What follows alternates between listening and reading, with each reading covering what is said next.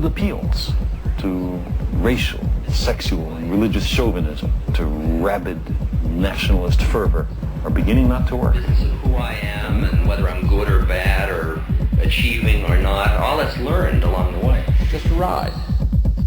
We can change it anytime we want. It's only a choice. No effort, no work, no job, no savings of money. I realized that I had the game wrong. That the game was to find out what I already was.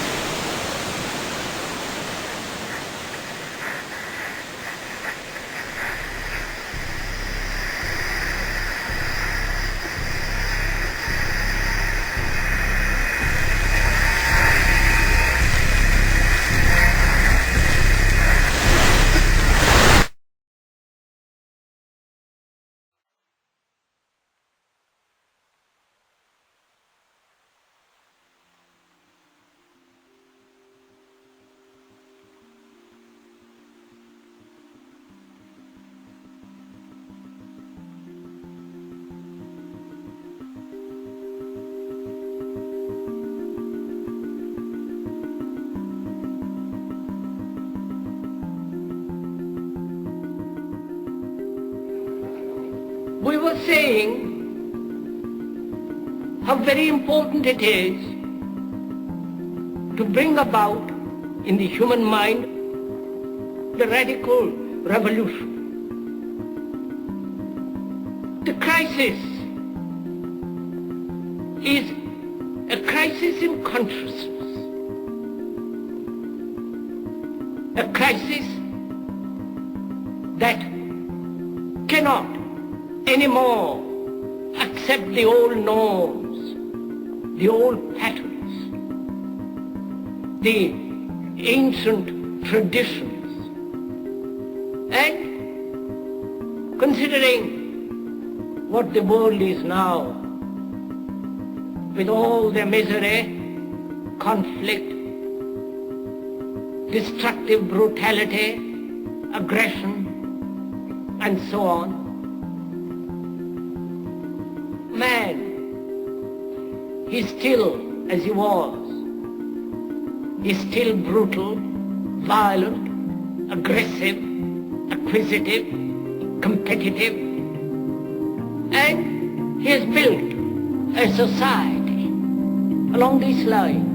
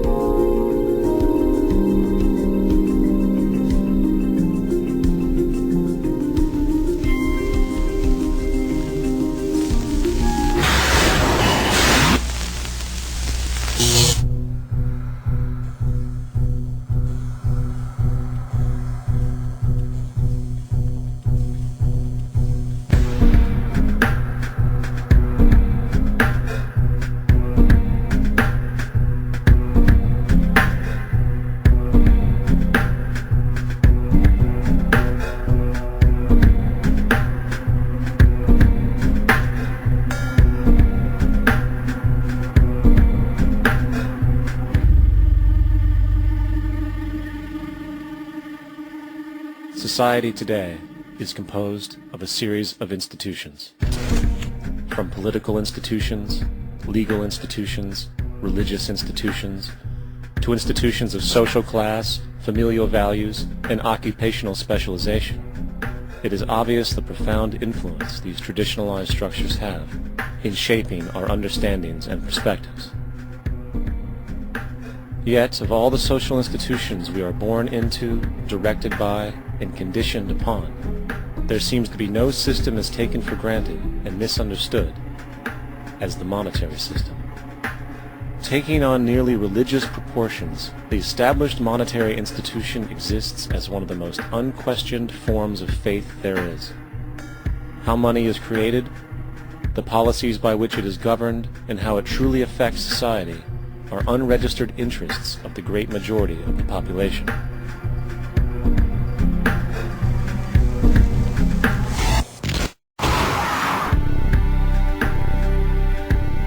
In a world where 1% of the population owns 40% of the planet's wealth, in a world where 34,000 children die every single day from poverty and preventable diseases, and where 50% of the world's population lives on less than $2 a day, one thing is clear: something is very wrong. And whether we are aware of it or not, the lifeblood of all of our established institutions, and thus society itself, is money. Therefore, understanding this institution of monetary policy is critical to understanding why our lives are the way they are. Unfortunately, economics is often viewed with confusion and boredom. Endless streams of financial jargon coupled with intimidating mathematics quickly deters people from attempts at understanding it. However, the fact is, the complexity associated with the financial system is a mere mask, designed to conceal one of the most socially paralyzing structures humanity has ever endured.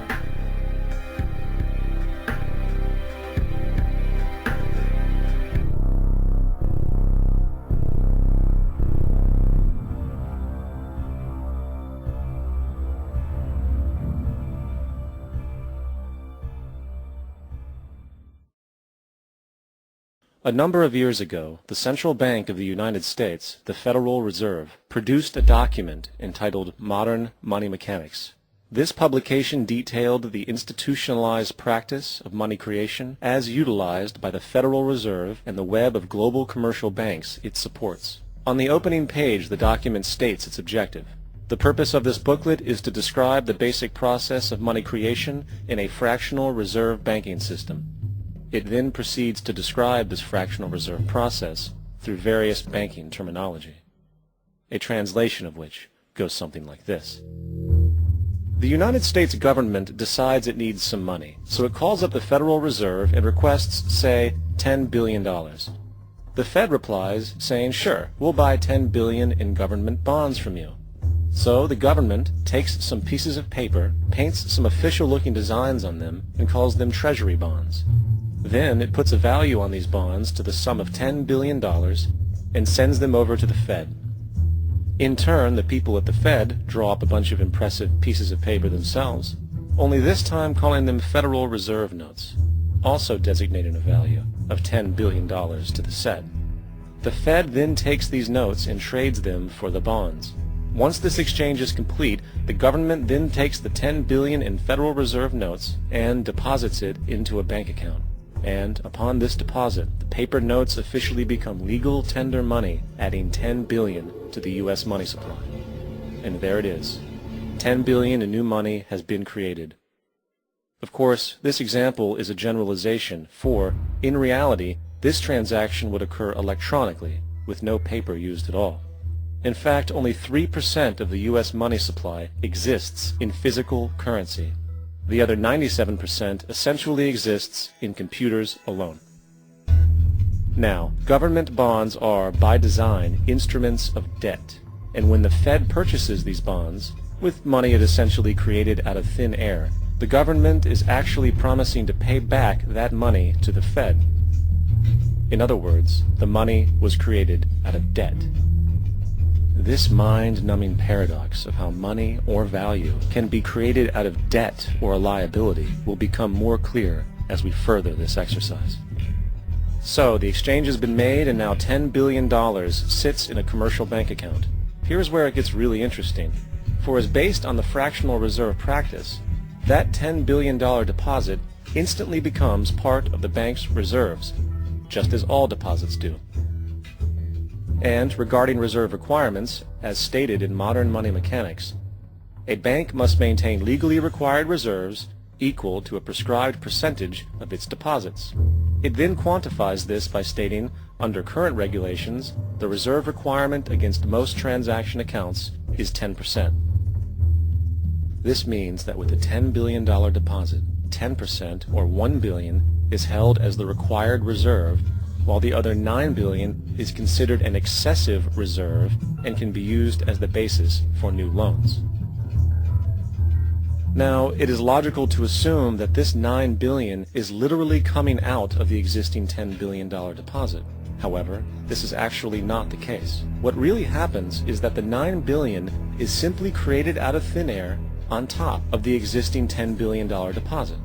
This is how the money supply is expanded. As stated in modern money mechanics, of course they, the banks, do not really pay out loans from the money they receive as deposits. If they did this, no additional money would be created. What they do when they make loans is to accept promissory notes, loan contracts, in exchange for credits, money, to the borrower's transaction accounts. In other words, the 9 billion can be created out of nothing simply because there is a demand for such a loan and that there is a $10 billion deposit to satisfy the reserve requirements. Now, let's assume that somebody walks into this bank and borrows the newly available $9 billion. They will then most likely take that money and deposit it into their own bank account. The process then repeats, for that deposit becomes part of the bank's reserves. 10% is isolated, and in turn 90% of the 9 billion, or 8.1 billion, is now available as newly created money for more loans. And of course, that 8.1 can be loaned out and redeposited, creating an additional 7.2 billion, to 6.5 billion, to 5.9 billion, etc. This deposit money creation loan cycle can technically go on to infinity. The average mathematical result is that about $90 billion can be created on top of the original 10 billion. In other words, for every deposit that ever occurs in the banking system, about 9 times that amount can be created out of thin air. Money jitters.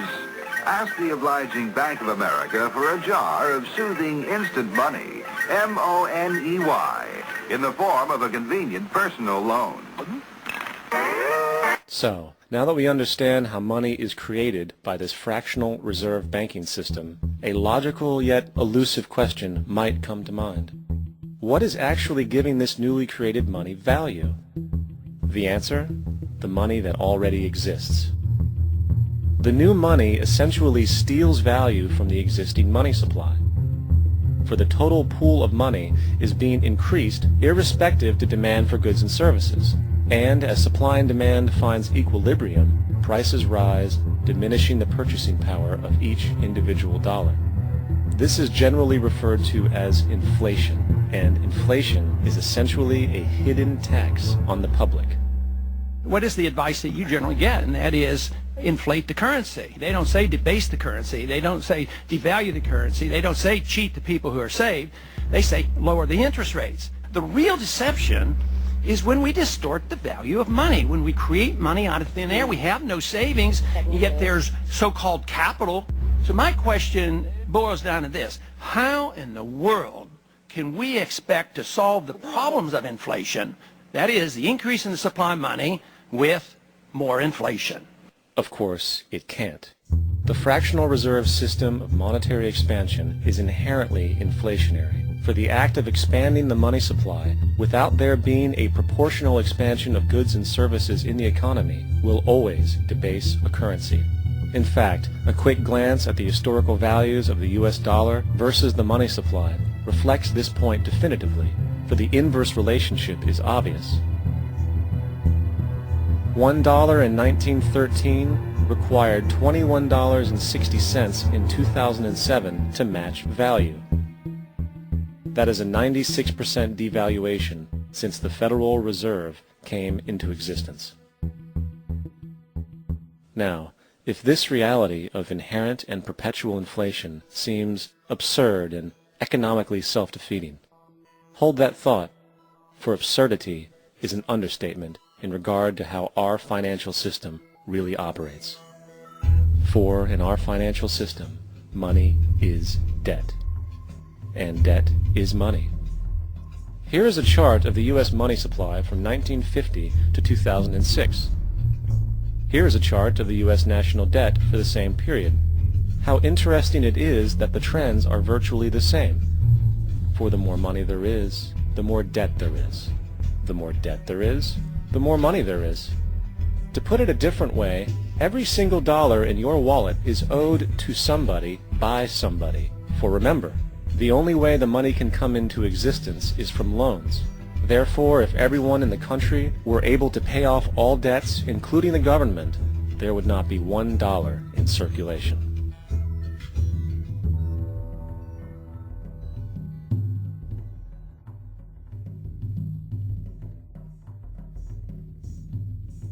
In fact, the last time in American history the national debt was completely paid off was in 1835, after President Andrew Jackson shut down the central bank that preceded the Federal Reserve.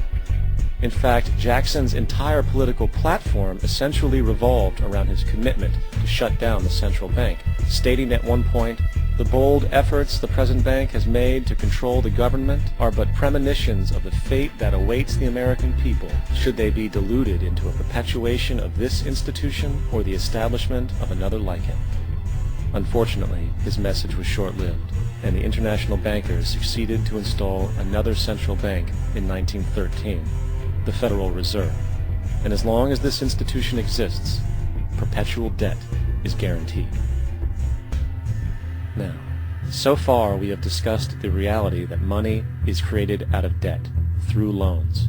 These loans are based on a bank's reserves, and reserves are derived from deposits. And through this fractional reserve system, any one deposit can create 9 times its original value, in turn debasing the existing money supply, raising prices in society.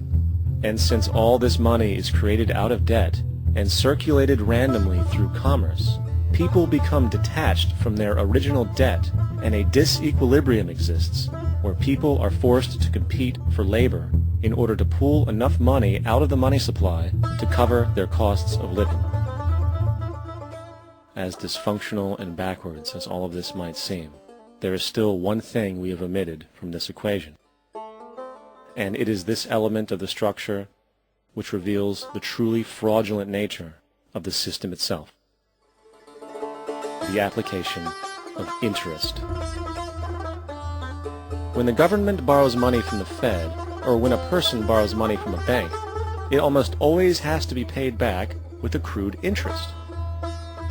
In other words, almost every single dollar that exists must be eventually returned to a bank with interest paid as well. But if all money is borrowed from the central bank and is expanded by commercial banks through loans, only what would be referred to as the principal is being created in the money supply. So then, where is the money to cover all of the interest that is charged? Nowhere. It doesn't exist. The ramifications of this are staggering, for the amount of money owed back to the banks will always exceed the amount of money that is available in circulation. This is why inflation is a constant in the economy, for new money is always needed to help cover the perpetual deficit built into the system, caused by the need to pay the interest. What this also means is that mathematically, defaults and bankruptcy are literally built into the system, and there will always be poor pockets of society that get the short end of the stick. An analogy would be a game of musical chairs, for once the music stops, somebody is left out to dry.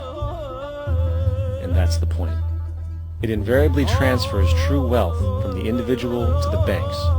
For if you are unable to pay for your mortgage, they will take your property. This is particularly enraging when you realize that not only is such a default inevitable due to the fractional reserve practice, but also because of the fact that the money that the bank loaned to you didn't even legally exist in the first place. In 1969, there was a Minnesota court case involving a man named Jerome Daly, who was challenging the foreclosure of his home by the bank which provided the loan to purchase it. His argument was that the mortgage contract required both parties, being he and the bank, each put up a legitimate form of property for the exchange. In legal language, this is called consideration.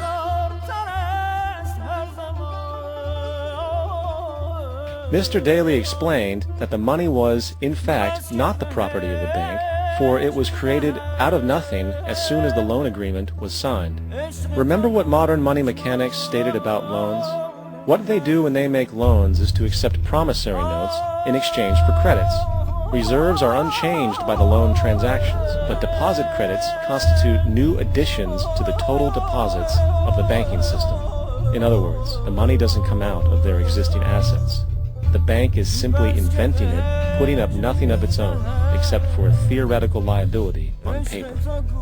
As the court case progressed, the bank's president, Mr. Morgan, took the stand, and in the judge's personal memorandum, he recalled that the plaintiff, bank's president, admitted that, in combination with the Federal Reserve Bank, did create the money and credit upon its books by bookkeeping entry. The money and credit first came into existence when they created it. Mr. Morgan admitted that no United States law or statute existed which gave him the right to do this. A lawful consideration must exist and be tendered to support the note. The jury found that there was no lawful consideration, and I agreed. He also poetically added, "Only God can create something of value out of nothing."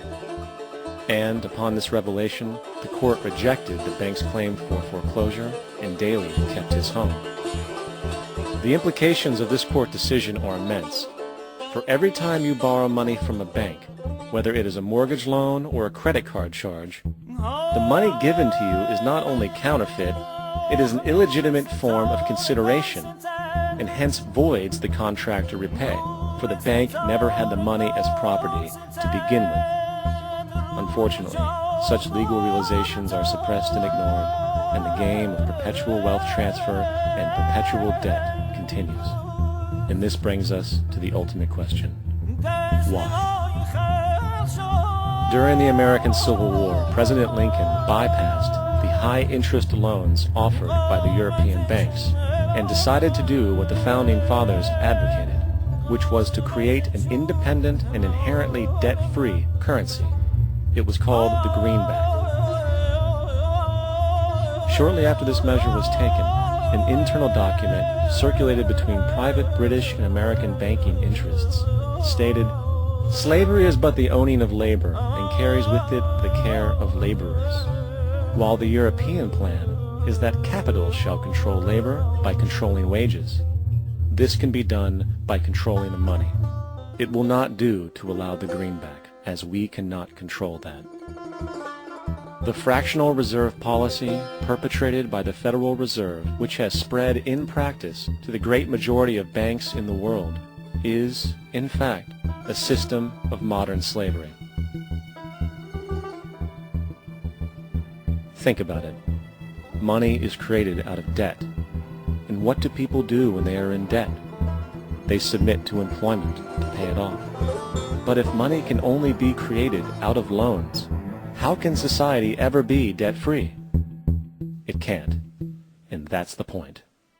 And it is the fear of losing assets coupled with the struggle to keep up with the perpetual debt and inflation inherent in the system, compounded by the inescapable scarcity within the money supply itself, created by the interest that can never be repaid, that keeps the wage slave in line, running on the hamster wheel with millions of others, in effect powering an empire that truly benefits only the elite at the top of the pyramid.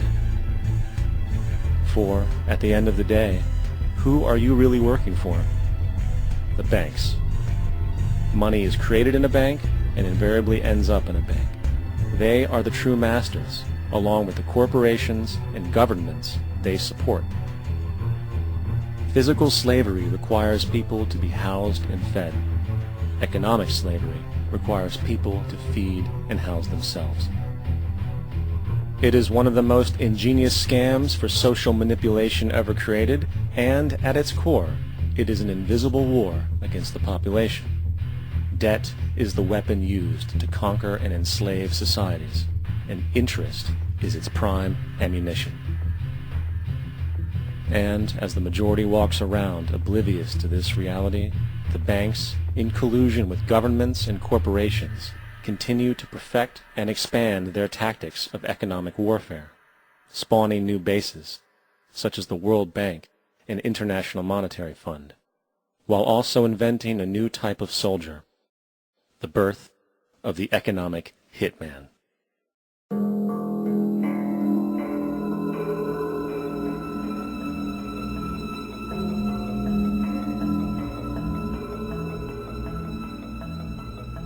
We economic hitmen really have been the ones responsible for creating this first truly global empire. And we work many different ways.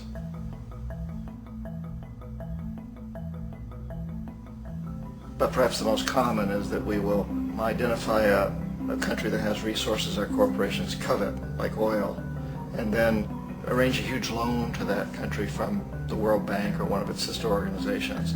But the money never actually goes to the country. Instead, it goes to our big corporations to build infrastructure projects in that country, power plants, industrial parks, ports, things that benefit a few rich people in that country, in addition to our corporations, but really don't help the majority of the people at all. However, those people, the whole country is left holding a huge debt.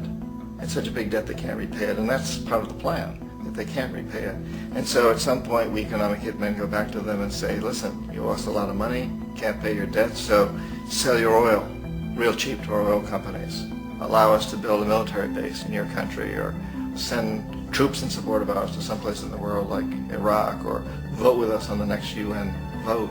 To have their electric utility company privatized and their water and sewage system privatized and sold to U.S. corporations or other multinational corporations.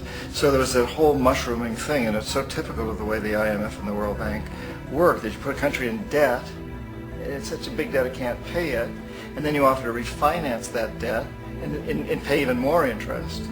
And you demand this quid pro quo, which you call a conditionality or good governance, which means basically that they've got to sell off their resources, including many of their social services, their utility companies, their school systems sometimes, their penal systems, their insurance systems, to foreign corporations.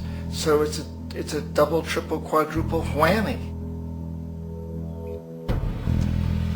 The precedent for economic hitmen really began back in the early 50s when democratically elected Mossadegh, who was elected in Iran. He was considered to be the hope for democracy in the Middle East and around the world. He was Time Magazine's Man of the Year. But one of the things that he'd run on and began to implement was the idea that foreign oil companies needed to pay the Iranian people a lot more for the oil that they were taking out of Iran. The Iranian people should benefit from their own oil. Strange policy. We didn't like that, of course. But we were afraid to do what we normally were doing, which was to send in the military. Instead, we sent in one CIA agent, Kermit Roosevelt, Teddy Roosevelt's relative. And Kermit went in with a few $1 million and was very, very effective and efficient. And in a short amount of time, he managed to get Mossadegh overthrown and brought in the Shah of Iran to replace him, who always was favorable to oil. And it was extremely effective. Mobs overflow Tehran.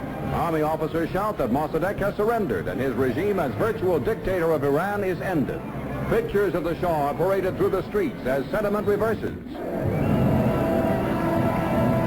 The Shah is welcomed home. So back here in the United States, in Washington, people looked around and said, wow, that was easy and cheap. So this established a whole new way of manipulating countries, of creating empire. The only problem with Roosevelt was that he was a card-carrying CIA agent, and had he been caught, the ramifications could have been pretty serious. So very quickly at that point, the decision was made to use private consultants to channel the money through the World Bank or the IMF or one of the other such agencies, to bring in people like me who worked for private companies, so that if we got caught, there would be no governmental ramifications.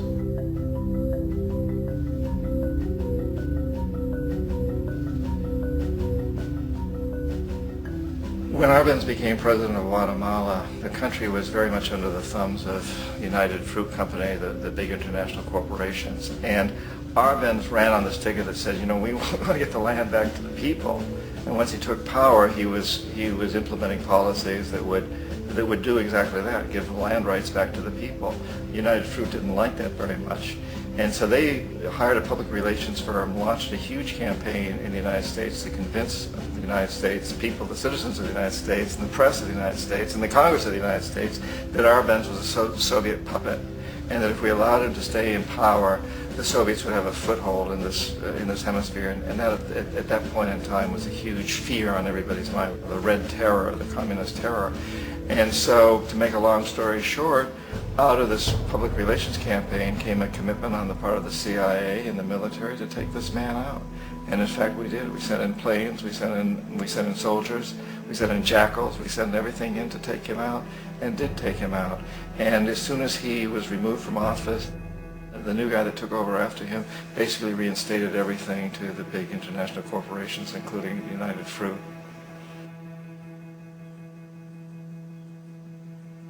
Ecuador for many, many years had been ruled by pro-U.S. dictators, often relatively brutal. Then it was decided that they were going to have a truly democratic election. Jaime Roldos ran for office, and his main goal, he said, as president would be to make sure that Ecuador's resources were used to help the people. And he won, overwhelming, by more votes than anybody had ever won anything in Ecuador. And he began to implement these policies to make sure that the profits from oil went to help the people. Well, we didn't like that in the United States. I was sent down as one of several economic hitmen to change Roldos, to corrupt him, to bring him around, to let him know, okay, you can get very rich, you and your family, if you play our game, but if you continue to try to keep these policies you've promised, you're going to go. He wouldn't listen. He was assassinated. As soon as the plane crashed, the whole area was cordoned off. The only people allowed in were U.S. military from a nearby base and some of the Ecuadorian military. When an investigation was launched, two of the key witnesses died in car accidents before they had a chance to testify. A lot of very, very strange things that went on around the assassination of Jaime Roldos. I, like most people who've really looked at this case, had absolutely no doubt that it was an assassination. And of course, in my position as an economic hitman, I was always expecting something to happen to Jaime, whether it be a coup or assassination, I wasn't sure, but that he would be taken down because he was not being corrupted. He would not allow himself to be corrupted the way we wanted to corrupt him.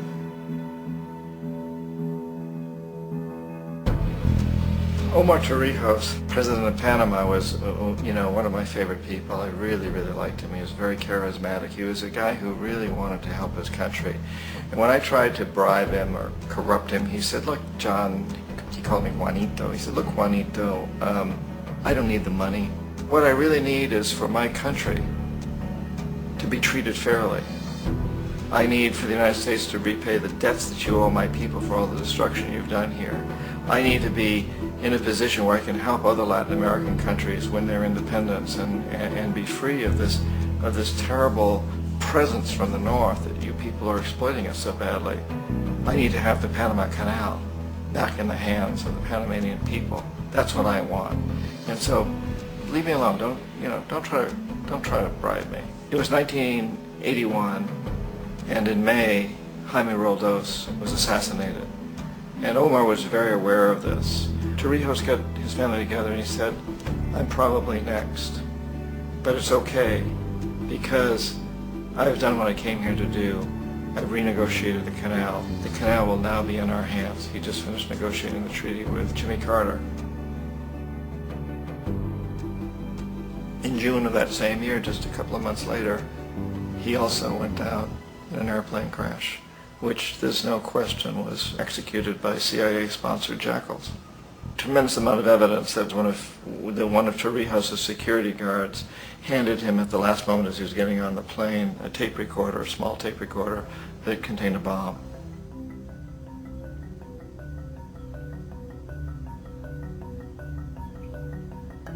It is interesting to me how this system has continued pretty much the same way for years and years and years, except the economic hitmen have got better and better and better. Then we come up with, very recently, what happened in Venezuela. In 1998, Hugo Chavez gets elected president, following a long line of presidents who had been very corrupt and basically destroyed the economy of the country. And Chavez was elected amidst all that. Chavez stood up to the United States, and he's done it primarily demanding that Venezuelan oil be used to help the Venezuelan people. Well, we didn't like that in the United States. So in 2002, a coup was staged, which there's no question in my mind and most other people's minds that the CIA was behind that coup.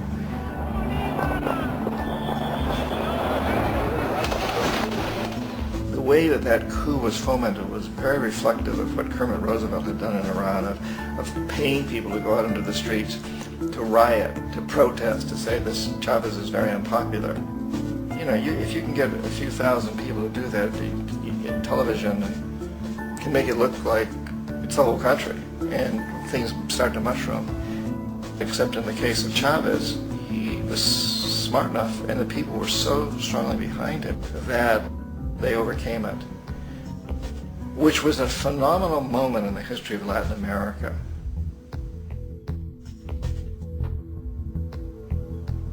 Iraq actually is a perfect example of the way the whole system works. So we economic hitmen are the first line of defense. We go in, we try to corrupt the governments and get them to accept these huge loans, which we then use as leverage to basically own them.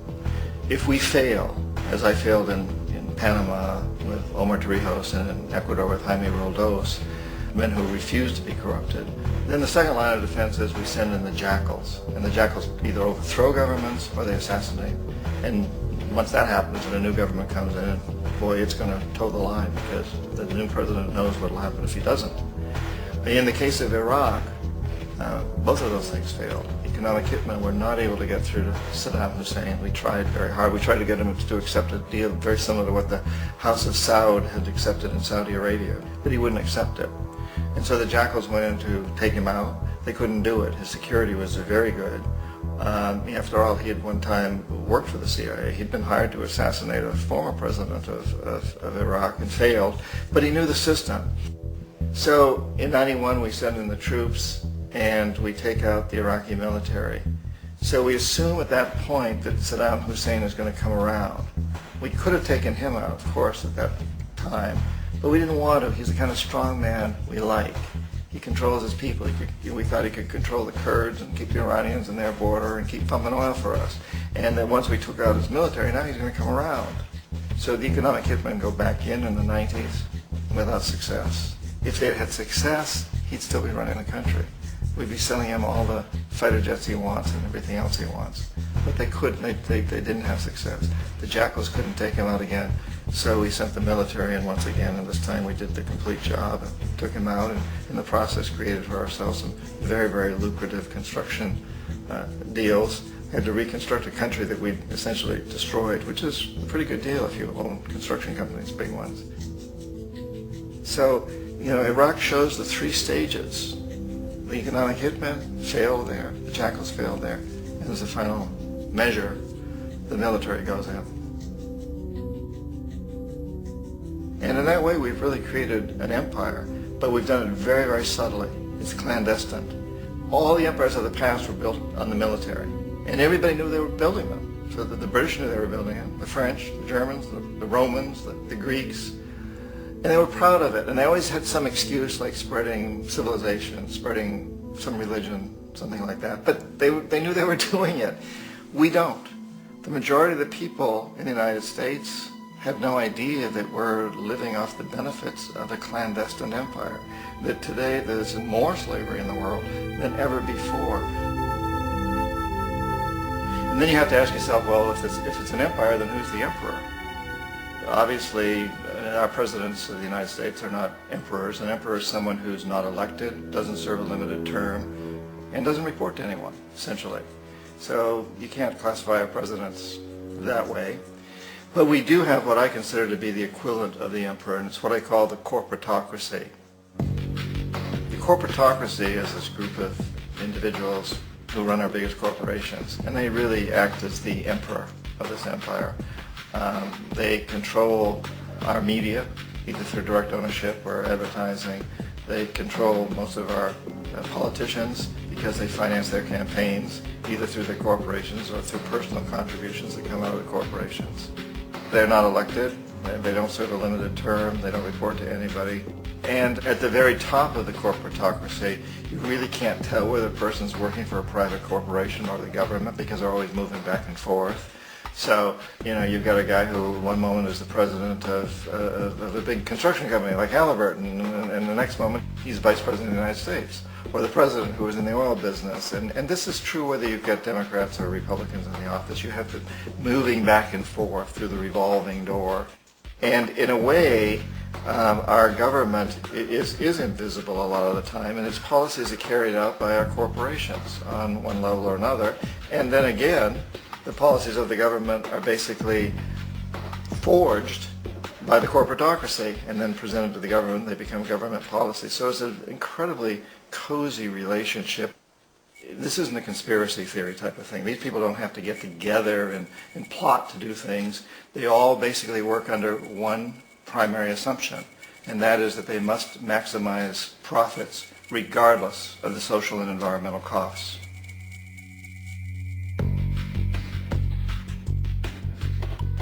This process of manipulation by the corporatocracy through the use of debt, bribery, and political overthrow is called globalization. Just as the Federal Reserve keeps the American public in a position of indentured servitude through perpetual debt, inflation, and interest, the World Bank and IMF serve this role on a global scale.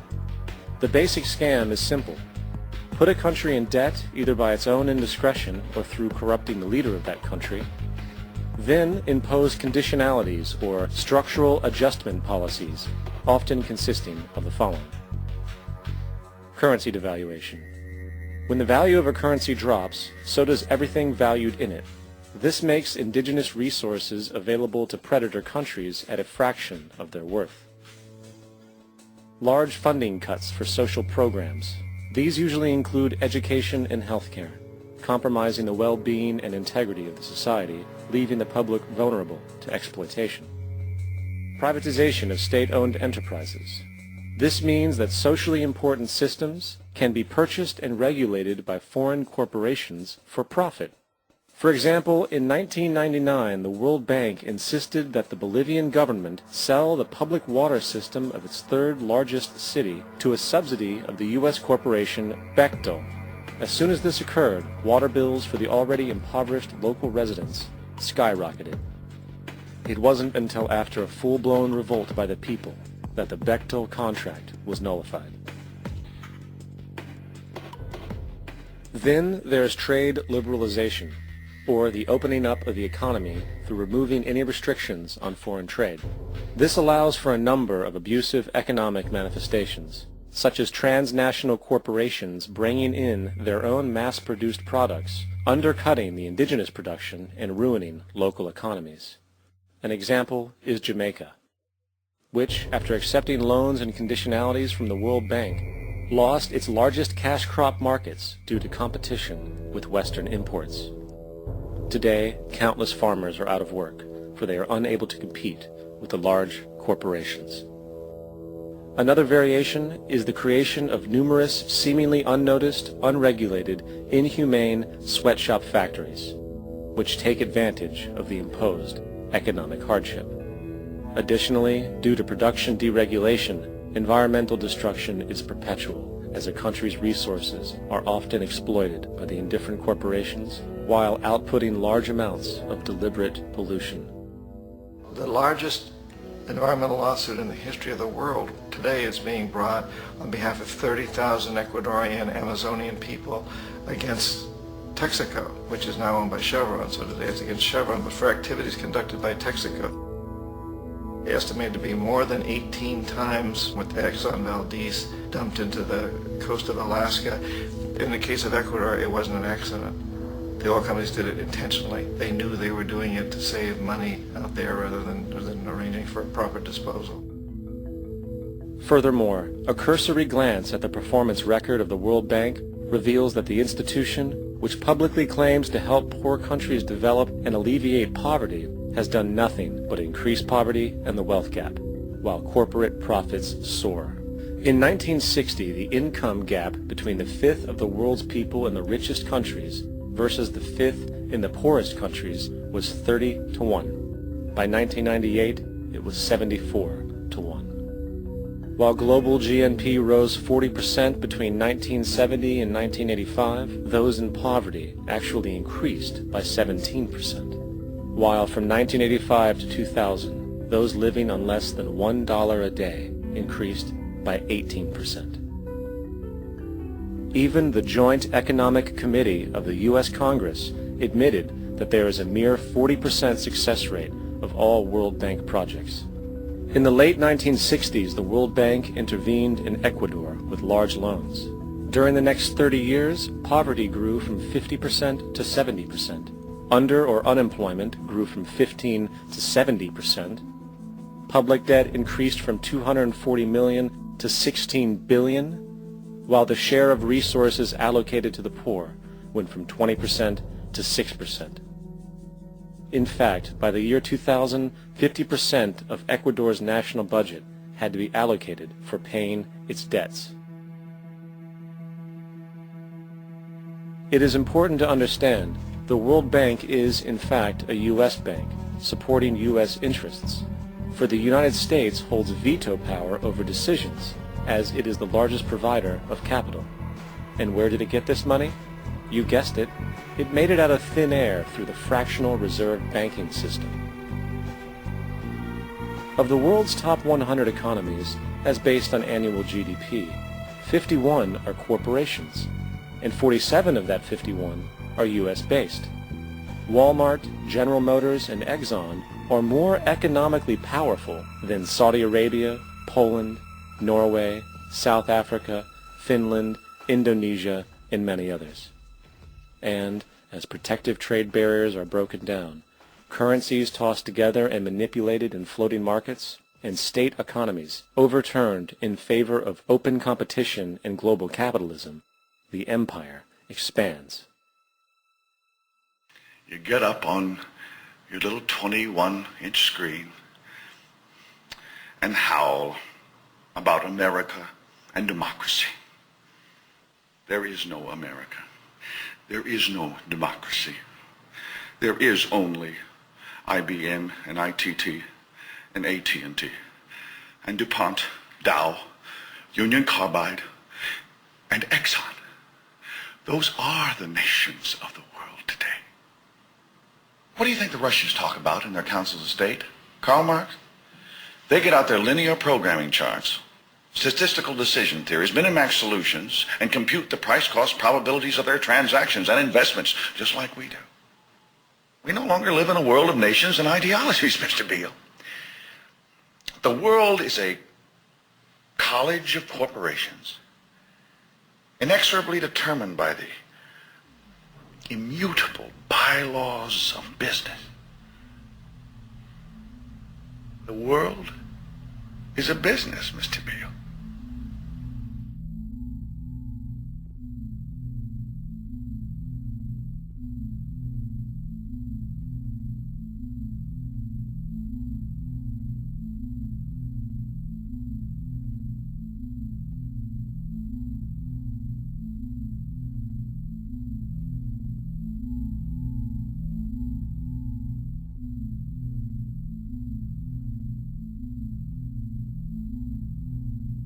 The world is being taken over by a handful of business powers who dominate the natural resources we need to live while controlling the money we need to obtain these resources. The end result will be world monopoly, based not on human life, but financial and corporate power. And as the inequality grows, naturally more and more people are becoming desperate. So the establishment was forced to come up with a new way to deal with anyone who challenges the system. So they gave birth to the terrorist. The term terrorist is an empty distinction, designed for any person or group who chooses to challenge the establishment. This isn't to be confused with the fictional Al-Qaeda, which was actually the name of a computer database for the US-supported Mujahideen in the 1980s.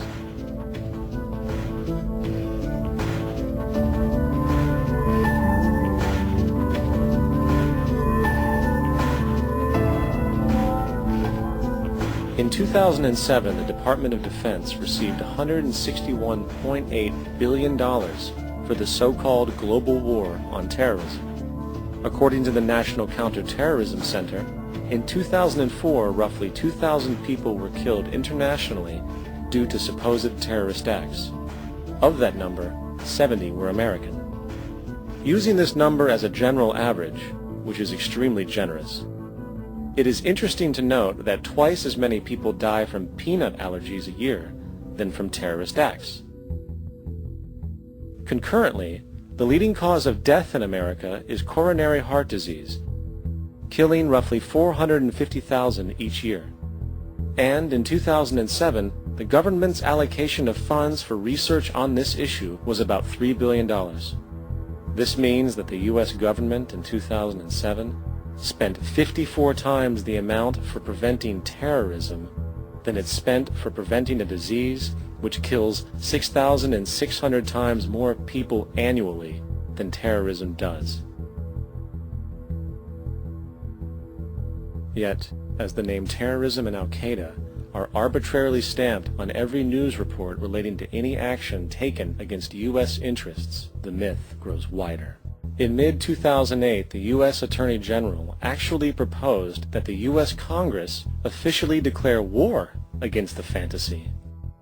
Not to mention, as of July 2008, there are now over 1 million people currently on the U.S. terrorist watch list. These so-called counterterrorism measures, of course, have nothing to do with social protection, and everything to do with preserving the establishment amongst the growing anti-American sentiment both domestically and internationally, which is legitimately founded on the greed-based corporate empire expansion that is exploiting the world.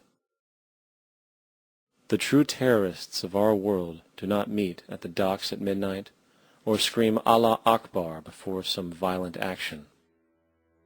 The true terrorists of our world wear $5,000 suits and work in the highest positions of finance, government, and business. So, what do we do? How do we stop a system of greed and corruption that has so much power and momentum? How do we stop this aberrant group behavior which feels no compassion for, say, the millions slaughtered in Iraq and Afghanistan, so the corporatocracy can control energy resources and opium production for Wall Street profit?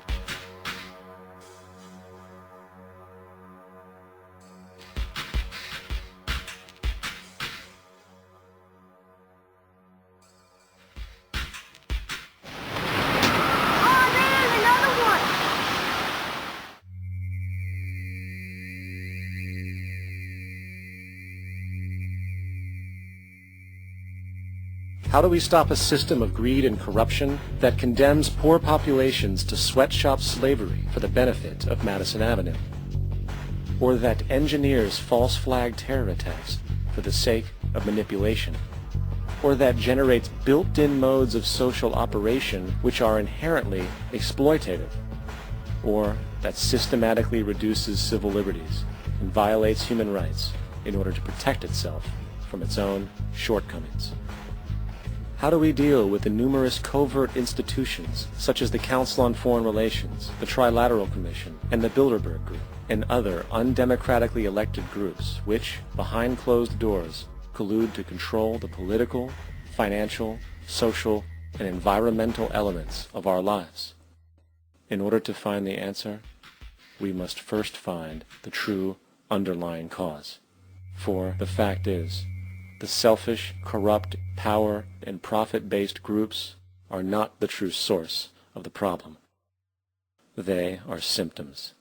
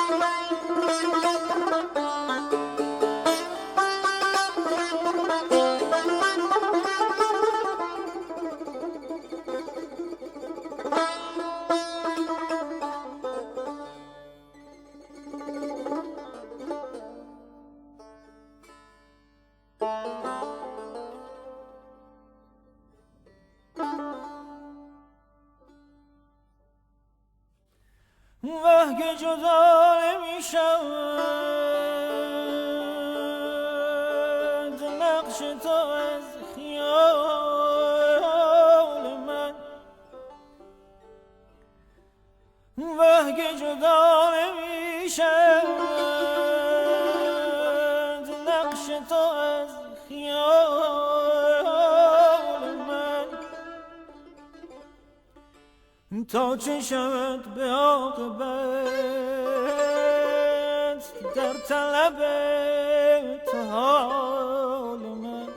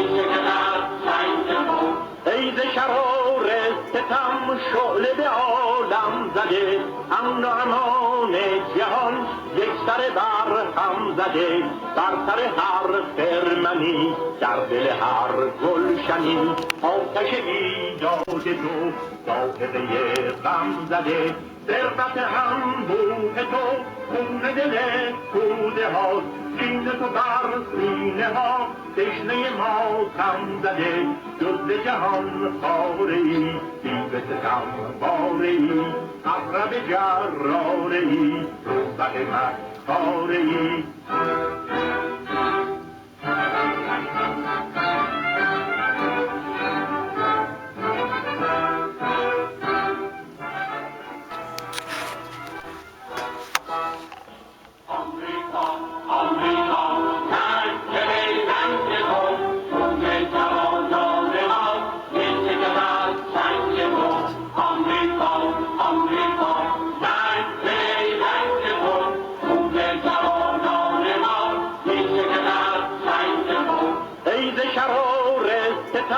شعله به عالم زده امن و امان جهان یک سر بر هم زده بر سر هر خرمنی در دل هر گلشنی آتش ایجاد تو ظاهره غم زده ثروت انبوه تو خون دل توده ها کین تو بر سینه ها تشنه ماتم زده جز جهان خاره ای دیو ستم باره ای اقرب جراره ای روزبه مکاره ای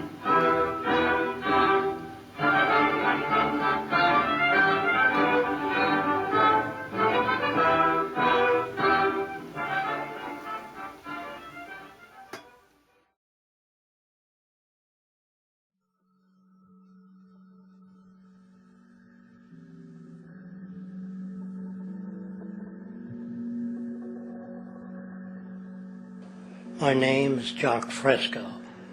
I'm an industrial designer and a social engineer. I'm very much interested in society, in developing a system that might be sustainable for all people. First of all, the word corruption is a monetary invention. That aberrant behavior that's disruptive to the well-being of people, while you're dealing with human behavior. And human behavior appears to be environmentally determined, meaning if you were raised by the Seminole Indians as a baby, never saw anything else, you'd hold that value system. And this goes for nations, it goes for individuals, for families. They try to indoctrinate their children to their particular faith and their country and make them feel like they're part of that. And they build a society which they call established. They establish a workable point of view and tend to perpetuate that, whereas all societies are really emergent, not established. And so they fight new ideas that would interfere with the establishment. Governments try to perpetuate that which keeps them in power. People are not elected to political office to change things. They're put there to keep things the way they are. So you see, the basis of corruption is in our society. Let me make it clear. All nations, then, are basically corrupt because they tend to uphold existing institutions. I don't mean to uphold or downgrade all nations, but communism, socialism, fascism, the free enterprise system, and all other subcultures are the same. They are all basically corrupt. The most fundamental characteristic of our social institutions is the necessity for self-preservation. Whether dealing with a corporation, a religion, or a government, the foremost interest is to preserve the institution itself.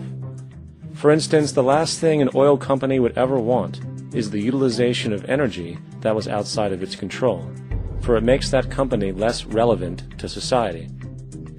Likewise, the Cold War and the collapse of the Soviet Union was, in reality, a way to preserve and perpetuate the established economic and global hegemony of the United States. Similarly, religions condition people to feel guilty for natural inclinations, each claiming to offer the only path to forgiveness and salvation. At the heart of this institutional self-preservation lies the monetary system, for it is money that provides the means for power and survival. Therefore, just as a poor person might be forced to steal in order to survive, it is a natural inclination to do whatever is needed to continue an institution's profitability. This makes it inherently difficult for profit-based institutions to change, for it puts in jeopardy not only the survival of large groups of people, but also the coveted materialistic lifestyles associated with affluence and power. Therefore, the paralyzing necessity to preserve an institution, regardless of its social relevance, is largely rooted in the need for money or profit.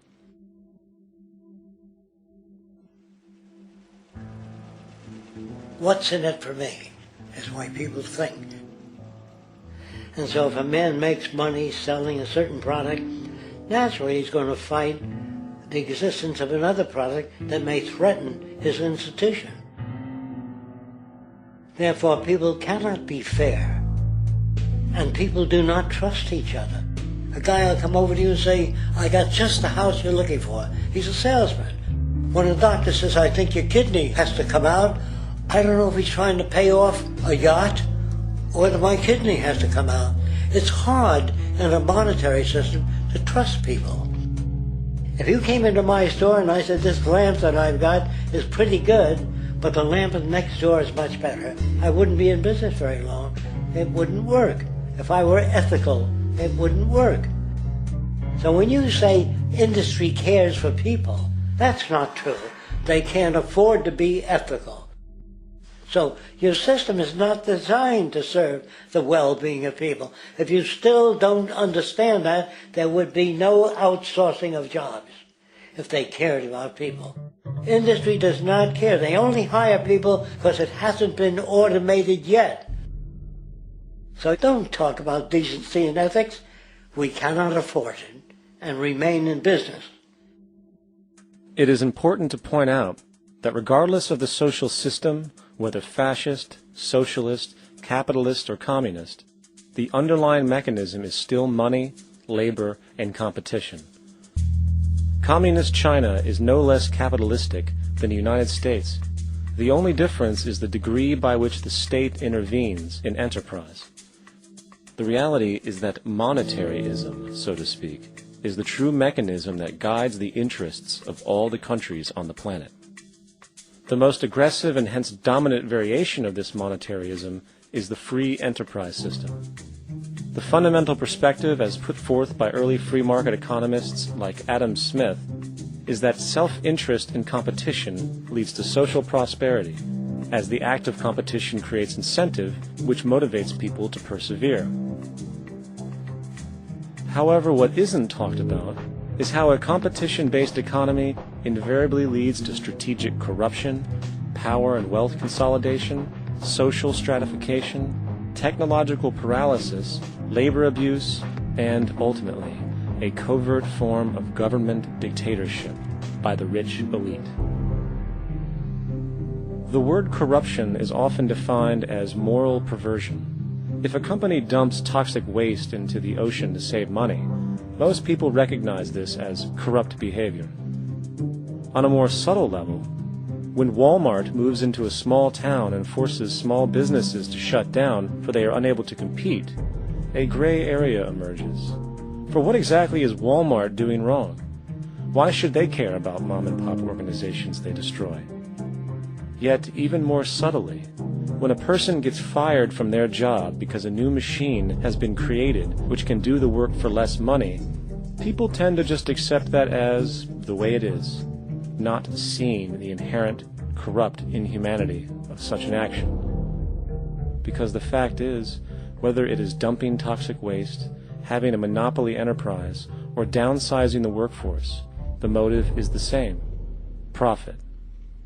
They are all different degrees of the same self-preserving mechanism, which always puts the well-being of people second to monetary gain. Therefore, corruption is not some byproduct of monetarism. It is the very foundation. And while most people acknowledge this tendency on one level or another, the majority remains naive as to the broad ramifications of having such a selfish mechanism as the guiding mentality in society. Internal documents show that after this company positively, absolutely knew that they had a medication that was infected with the AIDS virus, they took the product off the market in the U.S. and then they dumped it in France, Europe, Asia, and Latin America. The U.S. government allowed it to happen. The FDA allowed this to happen. And now the government is completely looking the other way. Thousands of innocent hemophiliacs have died from the AIDS virus. This company knew absolutely that it was infected with AIDS. They dumped it because they wanted to turn this disaster into a profit. So you see, you have built-in corruption. We're all chiseling off each other, and you can't expect decency in that sort of thing. And feeling that, they don't know who to elect. They think in terms of a democracy, which is not possible in a monetary-based economy. If you have more money to advertise your position, the position you desire in government, that isn't a democracy. It serves those in positions of differential advantage. So it's always a dictatorship of the elitists, the financially wealthy.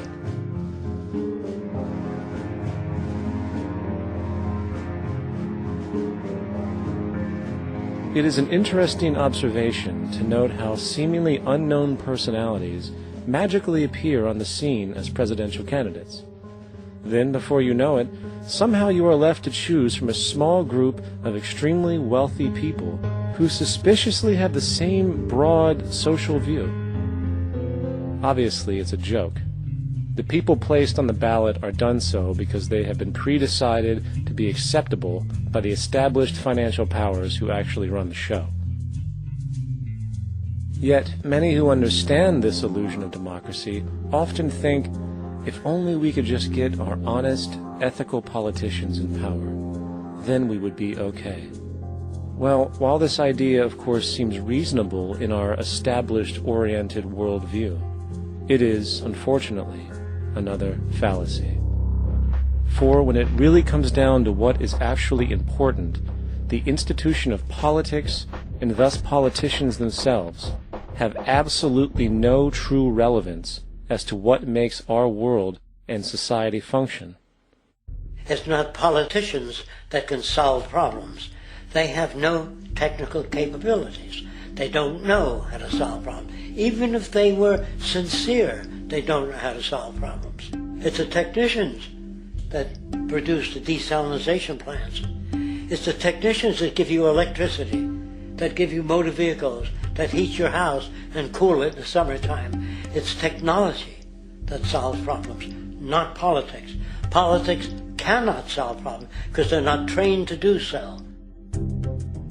Very few people today stop and consider what it is that actually improves their lives.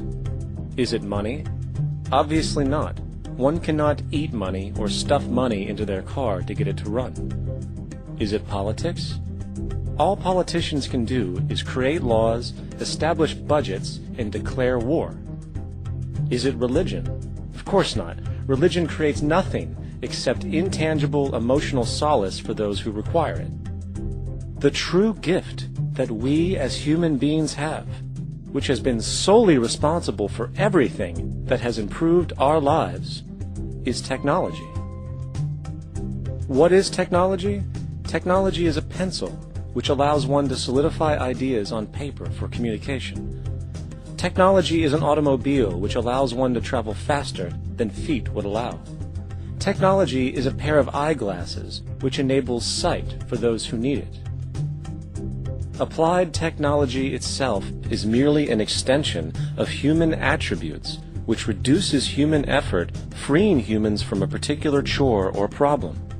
Imagine what your life would be like today without a telephone, or an oven, or a computer, or an airplane. Everything in your home which you take for granted, from a doorbell, to a table, to a dishwasher, is technology generated from the creative, scientific ingenuity of human technicians, not money, politics, or religion. These are false institutions. And writing your congressman is fantastic. They tell you to write your congressman if you want something done. The men in Washington should be at the forefront of technology, the forefront of human studies, the forefront of crime, all the factors that shape human behavior. You don't have to write your congressman. What kind of people are they that are appointed to do that job? The future will have great difficulty. And the question that's raised by politicians is, how much will a project cost? The question is not how much will it cost. Do we have the resources? And we have the resources today to house everyone, build hospitals all over the world, build schools all over the world, the finest equipment and labs for teaching and doing medical research. So you see, we have all that, but we're in a monetary system. And in a monetary system, there's profit. And what is the fundamental mechanism that drives the profit system besides self-interest? What is it exactly that maintains that competitive edge at its core? Is it high efficiency and sustainability? No, that isn't part of their design. Nothing produced in our profit-based society is even remotely sustainable or efficient. If it was, there wouldn't be a multi-million-dollar-a-year service industry for automobiles, nor would the average lifespan for most electronics be less than 3 months before they're obsolete. Is it abundance? Absolutely not. Abundance, as based on the laws of supply and demand, is actually a negative thing. If a diamond company finds 10 times the usual amount of diamonds during their mining, it means the supply of diamonds has increased, which means the cost and profit per diamond drops. The fact is, efficiency, sustainability, and abundance are enemies of profit. To put it into a word, it is the mechanism of scarcity that increases profits. What is scarcity? Based on keeping products valuable. Slowing up production on oil raises the price. Maintaining scarcity of diamonds keeps the price high. They burn diamonds at the Kimberley diamond mines. They made a carbon that keeps the price up.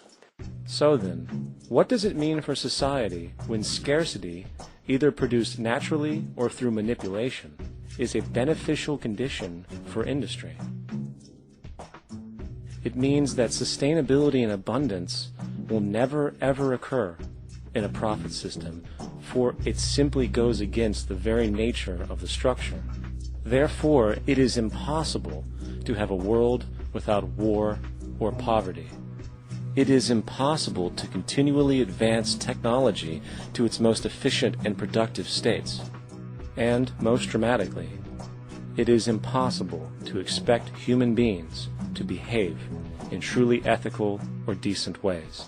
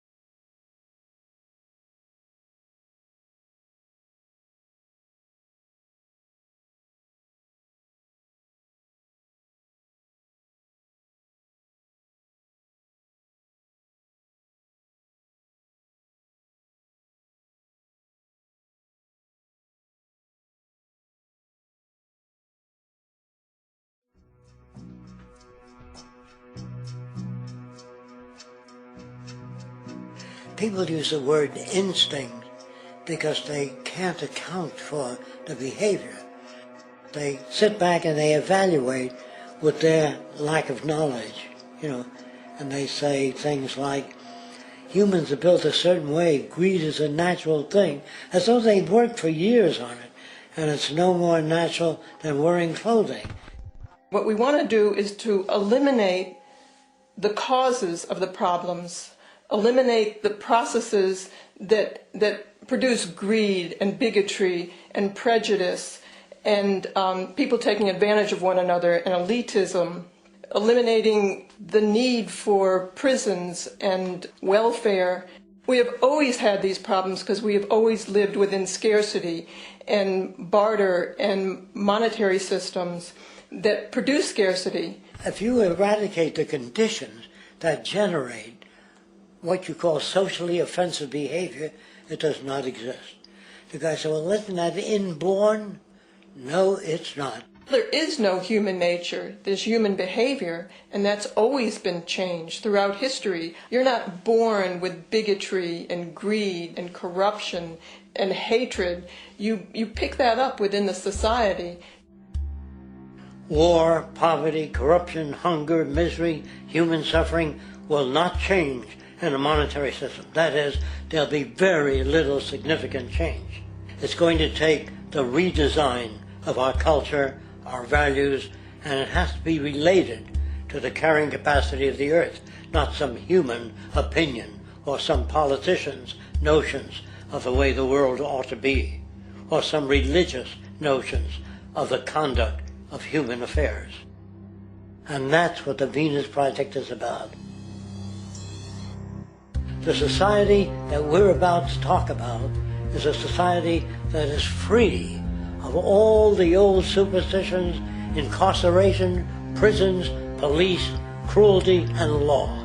All laws will disappear, and the professions will disappear that are no longer valid, such as stockbrokers, bankers, advertising, gone forever, because it's no longer relevant. When we understand that it is technology devised by human ingenuity which frees humanity and increases our quality of life, we then realize that the most important focus we can have is on the intelligent management of the Earth's resources. For it is from these natural resources we gain the materials to continue our path of prosperity.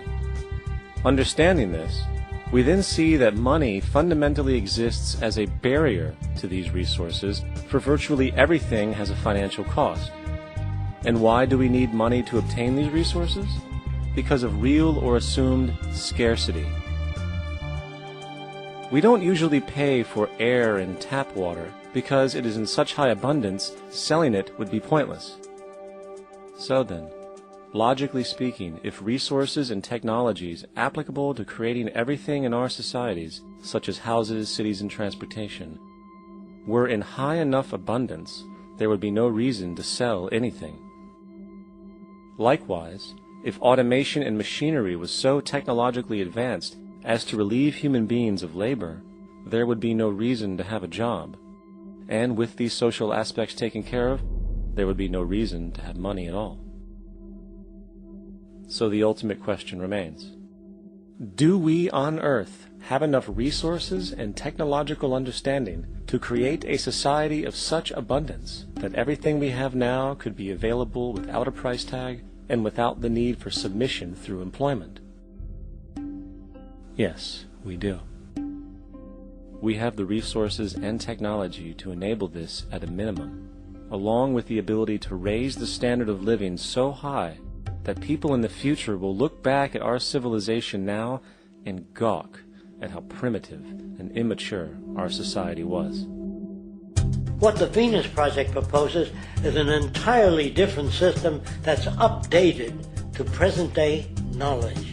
We've never given scientists the problem of how do you design a society which would eliminate boring and monotonous jobs, that would eliminate accidents in transportation, that would enable people to have a high standard of living, that would eliminate poisons in our food, that would give us other sources of energy that are clean and efficient. We can do that out there.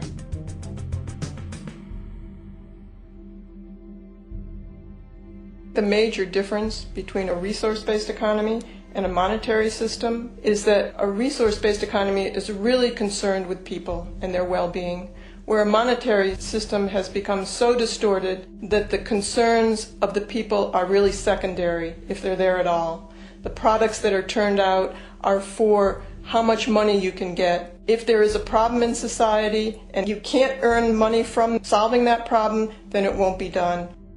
The resource-based economy is really not close to anything that's been tried. And with all our technology today, we can create abundance. It could be used to improve everyone's lifestyle. Abundance all over the world if we use our technology wisely and maintain the environment. It's a very different system, and it's very hard to talk about because the public is not that well enough informed as to the state of technology.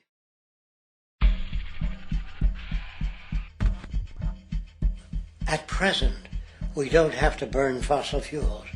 We don't have to use anything that would contaminate the environment. There are many sources of energy available. Alternative energy solutions pushed by the establishment, such as hydrogen, biomass, and even nuclear, are highly insufficient, dangerous, and exist only to perpetuate the profit structure that industry has created. When we look beyond the propaganda and self-serving solutions put forth by the energy companies, we find a seemingly endless stream of clean, abundant, and renewable energy for generating power. Solar and wind energy are well known to the public, but the true potential of these mediums remains unexpressed. Solar energy, derived from the sun, has such abundance that 1 hour of light at high noon contains more energy than what the entire world consumes in a year. If we could capture 0.01% of this energy, the world would never have to use oil, gas, or anything else. The question then is not availability, but the technology to harness it. And there are many advanced mediums today which could accomplish just that, if they were not hindered by the need to compete for market share with the established energy power structures. Then there's wind energy. Wind energy has long been denounced as weak, and due to being location-driven, impractical. This is simply not true. The U.S. Department of Energy admitted in 2007 that if wind was fully harvested in just 3 of America's 50 states, it could power the entire nation. And then there are the rather unknown mediums of tidal and wave power. Tidal power is derived from tidal shifts in the ocean. Installing turbines which capture this movement generates energy. In the United Kingdom, 42 sites are currently noted as available, forecasting that 34% of all the UK's energy could come from tidal power alone. Wave power, which extracts energy from the surface motions of the ocean, is estimated to have a global potential of up to 80,000 terawatt-hours a year. This means 50% of the entire planet's energy usage could be produced from this medium alone. Now, it is important to point out that tidal, wave, solar, and wind power requires virtually no preliminary energy to harness, unlike coal, oil, gas, biomass, hydrogen, and all the others. In combination, these four mediums alone, if efficiently harnessed through technology, could power the world forever. That being said, there happens to be another form of clean, renewable energy which trumps them all: geothermal power. Geothermal energy utilizes what is called heat mining, which, through a simple process using water, is able to generate massive amounts of clean energy. In 2006, an MIT report on geothermal energy found that 13,000 zettajoules of power are currently available in the Earth, with the possibility of 2,000 zettajoules being easily tappable with improved technology. The total energy consumption of all the countries on the planet is about half of a zettajoule a year. This means about 4,000 years of planetary power could be harnessed in this medium alone. And when we understand that the Earth's heat generation is constantly renewed, this energy is really limitless and could be used forever. These energy sources are only a few of the clean, renewable mediums available, and as time goes on, we will find more. The grand realization is that we have total energy abundance without the need for pollution, traditional conservation, or, in fact, a price tag. And what about transportation? The prevailing means of transportation in our societies is by automobile and aircraft, both of which predominantly need fossil fuels to run. In the case of the automobile, the battery technology needed to power an electric car that can go over 100 miles an hour for over 200 miles on one charge exists, and has existed for many years. However, due to battery patents controlled by the oil industry, which limits their availability to maintain market share, coupled with political pressure from the energy industry, the accessibility and affordability of this technology is limited. There is absolutely no reason other than pure, corrupt profit interest that every single vehicle in the world cannot be electric and utterly clean, with zero need for gasoline. As far as airplanes, it is time we realize that this means of travel is inefficient, cumbersome, slow, and causes far too much pollution. This is a maglev train. It uses magnets for propulsion. It is fully suspended by a magnetic field and requires less than 2% of the energy used for plane travel. The train has no wheels, so nothing can wear out. The current maximum speed of versions of this technology, as used in Japan, is 361 miles per hour. However, this version of the technology is very dated. An organization called ET3, which has connections with the Venus Project, has established a tube-based maglev that can travel up to 4,000 miles per hour in a motionless, frictionless tube, which can go over land or underwater. Imagine going from LA to New York for an extended lunch break, or from Washington, D.C. to Beijing, China in 2 hours. This is the future of continental and intercontinental travel, fast, clean, with only a fraction of the energy usage we use today for the same means. In fact, between maglev technology, advanced battery storage, and geothermal energy, there would be no reason to ever burn fossil fuels again. And we can do this now if we were not held back by the paralyzing profit structure.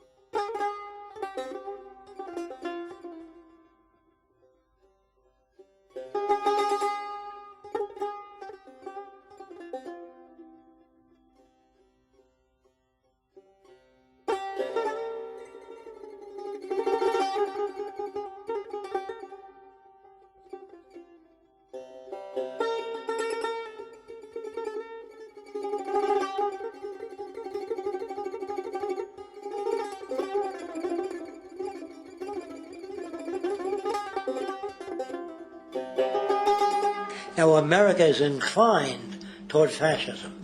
It has a propensity by its dominant philosophy and religion to uphold the fascist point of view. American industry is essentially a fascist institution.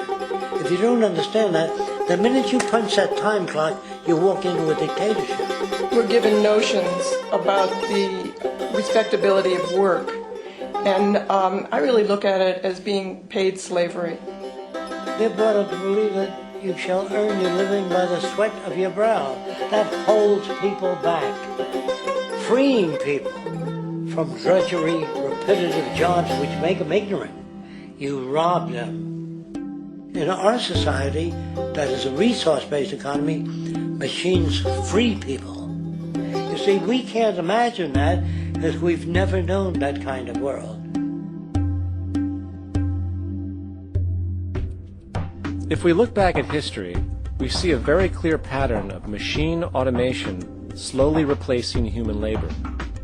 From the disappearance of the elevator man to the near full automation of an automobile production plant, the fact is, as technology grows, the need for humans in the workforce will continually be diminished.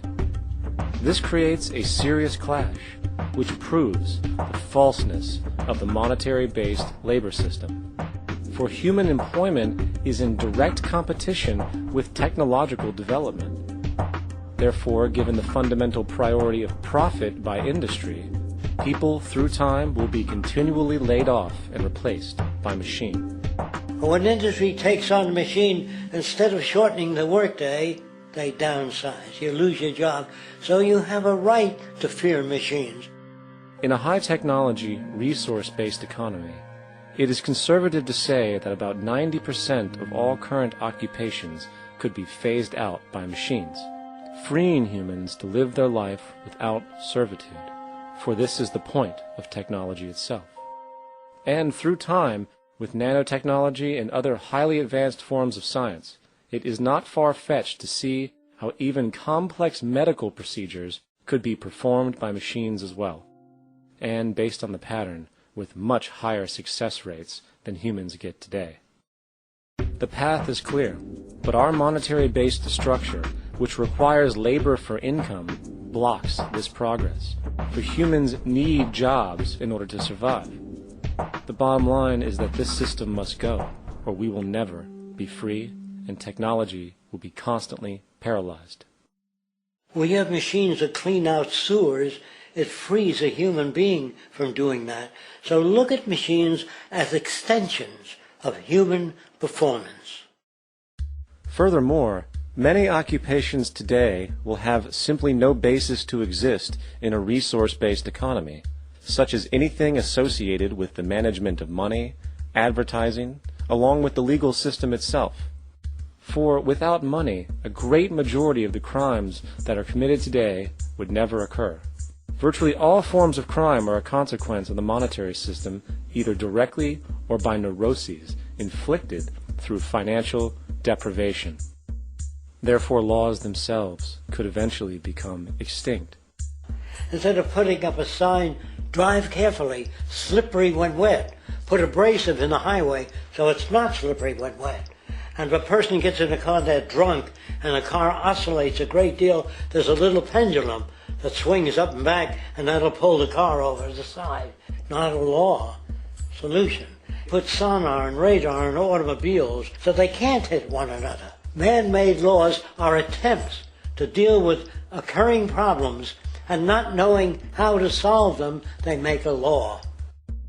In the United States, the most privatized, capitalist country on the planet, it should come as no surprise that it also has the largest prison population in the world, growing every year.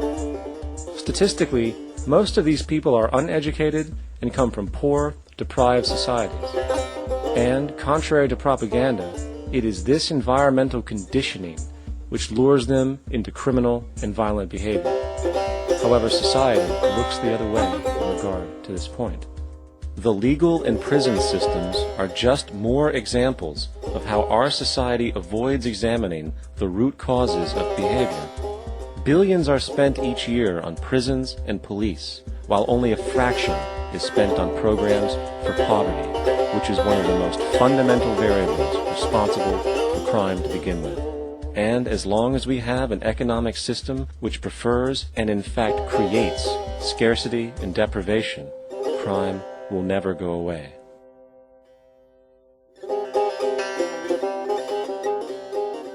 If people have access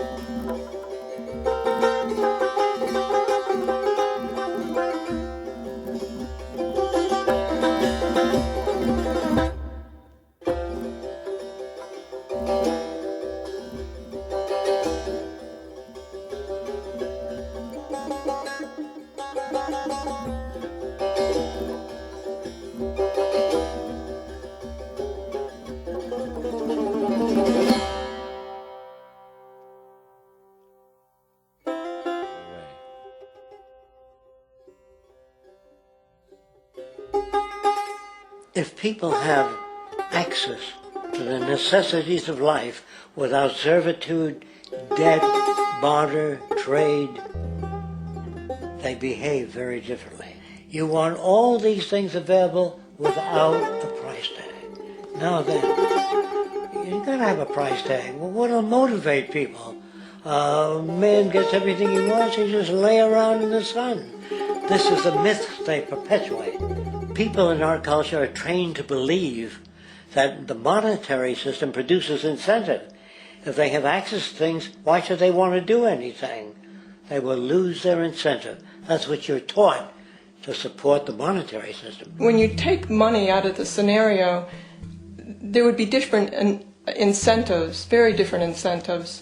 When people have access to the necessities of life, their incentives change. What about the moon and the stars? New incentives arise. If you make a painting that you enjoy, you will enjoy giving it to other people, not selling it.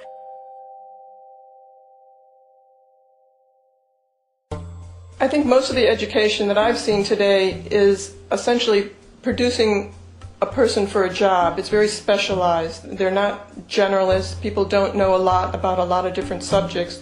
I don't think you could get people to go to war if they knew a lot about a lot of things. I think education is mostly rote, and they're not taught how to solve problems. They're not given the tools emotionally or within their own field of how to do critical thinking. A resource-based economy, the education would be very different. Our society's major concern is mental development and to motivate each person to their highest potential. Because our philosophy is the smarter people are, the richer the world, because everybody becomes a contributor. The smarter your kids are, the better my life will be, because they'll be contributing more constructively to the environment and to my life, because everything that we devise within a resource-based economy would be applied to society. There would be nothing to hold it back. Patriotism, weapons, armies, navies, all that is a sign that we're not civilized yet.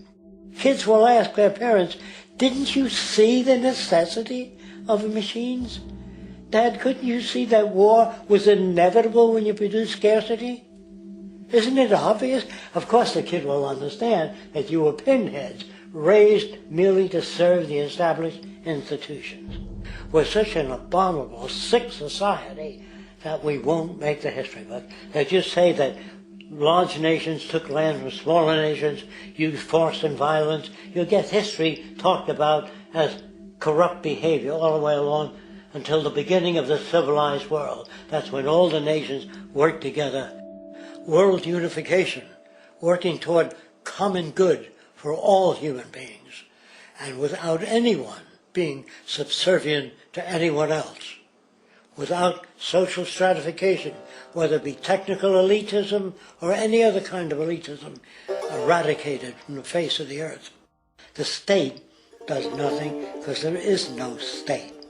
There is no state.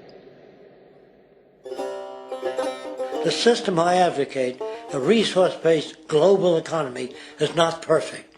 It's just a lot better than what we have. We can never achieve perfection.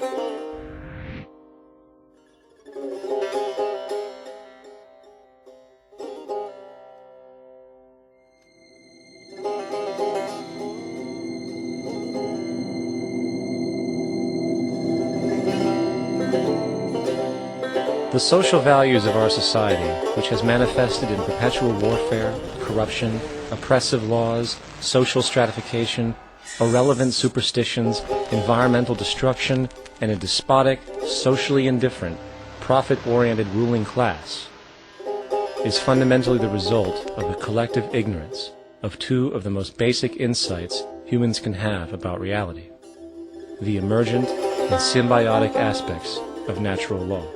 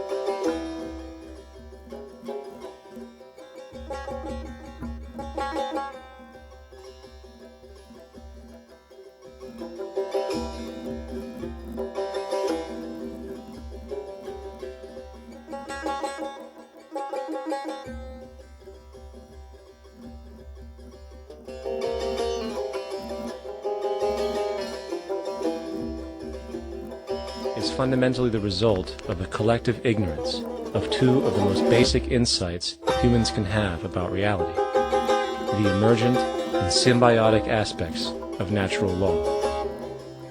The emergent nature of reality is that all systems, whether it is knowledge, society, technology, philosophy, or any other creation, will, when uninhibited, undergo fluid, perpetual change. What we consider commonplace today, such as modern communication and transportation, would have been unimaginable in ancient times. Likewise, the future will contain technologies, realizations, and social structures that we cannot even fathom in the present. We have gone from alchemy to chemistry, from a geocentric universe to a heliocentric, from believing that demons were the cause of illness to modern medicine. This development shows no sign of ending, and it is this awareness that aligns us and leads us on a continuous path to growth and progress. Static, empirical knowledge does not exist. Rather, it is the insight of the emergence of all systems we must recognize. This means we must be open to new information at all times, even if it threatens our current belief system and hence identities. Sadly, society today has failed to recognize this, and the established institutions continue to paralyze growth by preserving outdated social structures. Simultaneously, the population suffers from a fear of change, for their conditioning assumes a static identity, and challenging one's belief system usually results in insult and apprehension, for being wrong is erroneously associated with failure, when, in fact, to be proven wrong should be celebrated, for it is elevating someone to a new level of understanding, furthering awareness. The fact is, there is no such thing as a smart human being, for it is merely a matter of time before their ideas are updated, changed, or eradicated. And this tendency to blindly hold on to a belief system, sheltering it from new, possibly transforming information, is nothing less than a form of intellectual materialism. The monetary system perpetuates this materialism not only by its self-preserving structures, but also through the countless number of people who have been conditioned into blindly and thoughtlessly upholding these structures, therefore becoming self-appointed guardians of the status quo. Sheep, which no longer need a sheepdog to control them, for they control each other by ostracizing those who step out of the norm. This tendency to resist change and uphold existing institutions for the sake of identity, comfort, power, and profit is completely unsustainable and will only produce further imbalance, fragmentation, distortion, and invariably, destruction. It's time to change. From hunters and gatherers to the agricultural revolution to the industrial revolution, the pattern is clear. It is time for a new social system which reflects the understandings we have today. The monetary system is a product of a period of time where scarcity was a reality. Now, with the age of technology, it is no longer relevant to society. Gone with the aberrant behavior it manifests. Likewise, dominant worldviews, such as theistic religion, operate with the same social irrelevancy.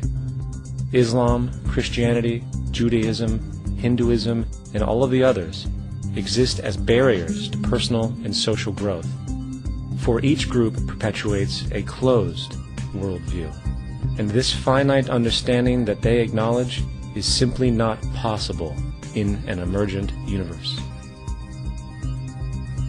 Yet, religion has succeeded in shutting down the awareness of this emergence by instilling the psychological distortion of faith upon its followers, where logic and new information is rejected in favor of traditionalized, outdated beliefs. The concept of God is really a method of accounting for the nature of things.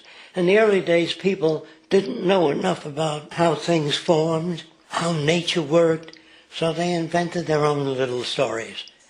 And they made God in their own image. A guy that gets angry. When people don't behave right, he creates floods and earthquakes. And they say it's an act of God. A cursory glance at the suppressed history of religion reveals that even the foundational myths themselves are emergent culminations, developed through influence over time. For example, a cardinal doctrine of the Christian faith is the death and resurrection of Christ. This notion is so important that the Bible itself states, "And if Christ be not risen, then is our preaching vain, and your faith is also vain." Yet it is very difficult to take this account literally, for not only is there no primary source denoting this supernatural event in secular history, awareness of the enormous number of pre-Christian saviors who also died and were resurrected immediately puts the story in mythological territory by association. Early church figures such as Tertullian went to great lengths to break these associations, even claiming that the devil caused the similarities to occur, stating in the 2nd century, "The devil, whose business is to pervert the truth, mimics the exact circumstance of the divine sacraments. He baptizes his believers and promises forgiveness of sins. He celebrates the oblation of bread and brings in the symbol of the resurrection. Let us therefore acknowledge the craftiness of the devil, who copied certain things of those that be divine." What is truly sad, however, is that when we cease the idea that the stories from Christianity, Judaism, Islam, and all the others are literal history, and accept them for what they really are, which are purely allegorical expressions derived from many faiths, we see that all religions share a common thread, and it is this unifying imperative that needs to be recognized and appreciated. Religious belief has caused more fragmentation and conflict than any other ideology. Christianity alone has 34,000 different subgroups. The Bible is subject to interpretation. When you read it, you say, "I think Jesus meant this. I think Job meant that. Oh no, he meant this." So you have the Lutheran, the Seventh-day Adventist, the Catholic, and a church divided is no church at all. And a church divided is no church at all. And this point on division, which is a trademark of all theistic religions, brings us to our second failure of awareness, the false assumption of separation.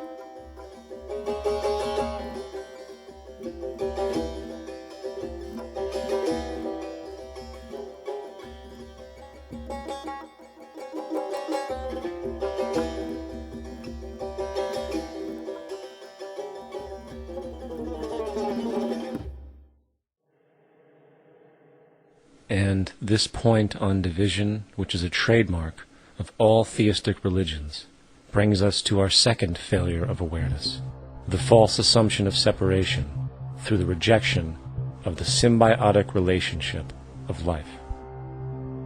Apart from the understanding that all natural systems are emergent, where all notions of reality will be constantly developed, altered, and even eradicated, we must also understand that all systems are, in fact, invented fragments, merely for the sake of conversation. For there is no such thing as independence in nature. The whole of nature is a unified system of interdependent variables, each a cause and a reaction, existing only as a concentrated whole. You don't see the plug connected to the environment, so it looks like we're free, wandering around. Take the oxygen away, we all die immediately. Take plant life away, we die. And without the sun, all the plants die. So we are connected. We really must take into account the totality. This isn't just a human experience on this planet. This is a total experience. And we know we can't survive without plants and animals. We know we can't survive without the four elements, you know. And so when are we going to really start taking that into account?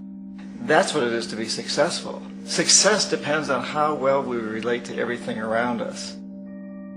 I'm very aware of the fact that my grandson cannot possibly hope to inherit a sustainable, peaceful, stable, socially just world unless every child today growing up in Ethiopia, in Indonesia, in Bolivia, in Palestine, in Israel also has that same expectation. You got to take care of the whole community or you're going to have serious problems. And now we have to see that the whole world is the community. And we must all take care of each other that way. And it's not just a community of human beings. It's a community of plants and animals and elements. And we really need to understand that. That's what's going to bring us joy, too, and pleasure. That's what's missing in our lives right now. We can call it spirituality, but the fact of the matter is joy comes from that bliss of connectedness. That's our God spirit. That's that side of ourselves that really feels it. And you can feel it deep inside you. It's this amazing, wonderful feeling. And you know it when you get it. You don't get it from money.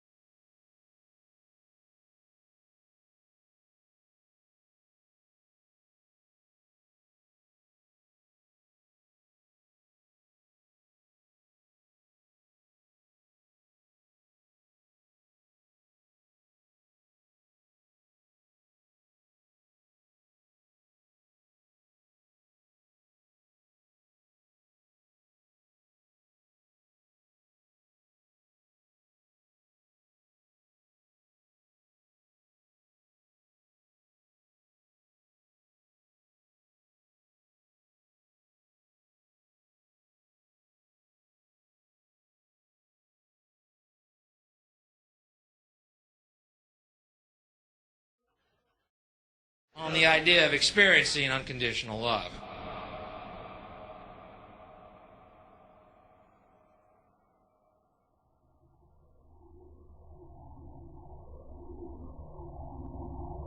Once we understand that the integrity of our personal existences are completely dependent on the integrity of everything else in our world, we have truly understood the meaning of unconditional love.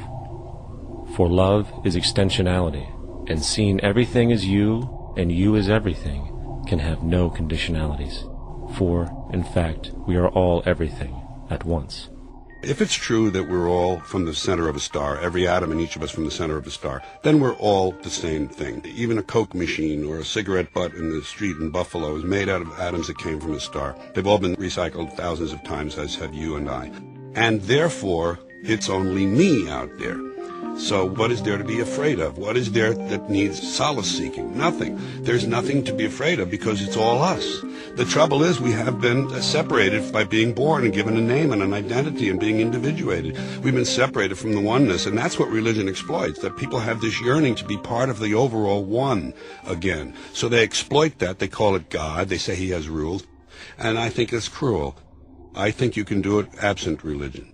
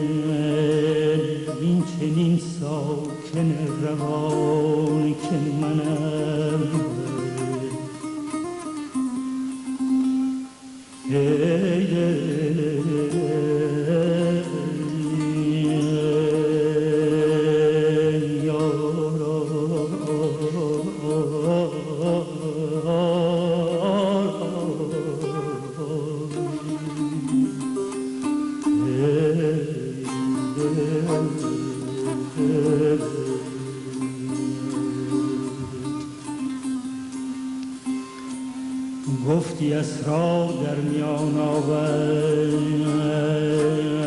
کو میان گفتی اسرار در میان آور کو میان اندر این میان که منم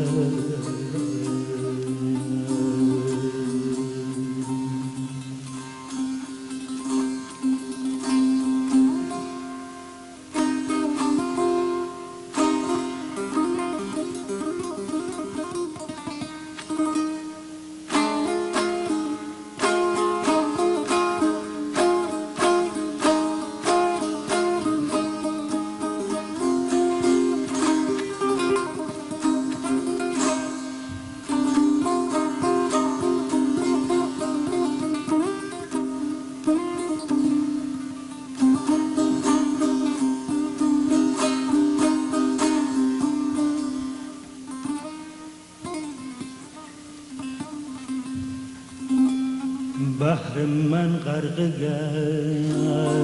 گشت هم در خویش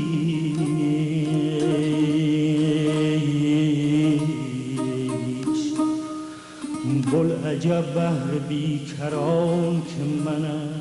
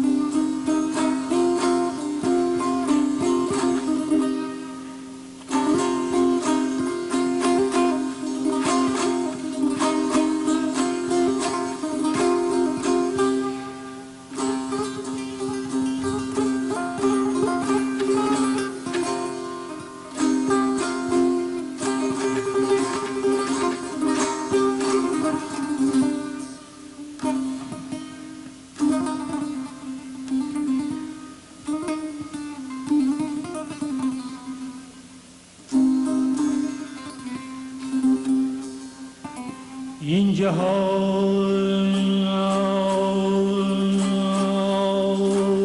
وان جهان مرا مطلب این جهان وان جهان مرا مطلب که این دو گم شد در آن جهان که منم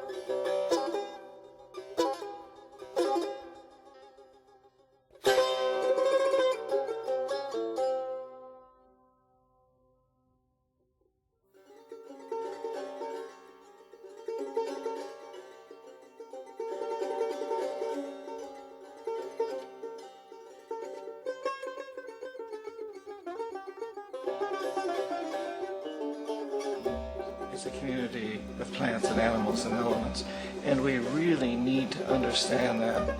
That's what's going to bring us joy, too, and pleasure. That's what's missing in our lives right now. We can call it spirituality, but the fact of the matter is, joy comes from that bliss of connectedness. That's our God spirit. That's that side of ourselves that really feels it. You can feel it deep inside you. It's this amazing, wonderful feeling. And you know it when you get it. You don't get it from money. You get it from connection. Now, if that isn't a hazard to this country, we going to keep building nuclear weapons? You know what I mean? What's going to happen to the arms industry when we realize we're all one? It's going to fuck up the economy. The economy that's fake anyway. The economy that's fake anyway. The economy that's fake anyway. The economy that's fake anyway. The economy that's fake anyway. Which would be a real bummer. You can see why the government's cracking down on the idea of experiencing unconditional love.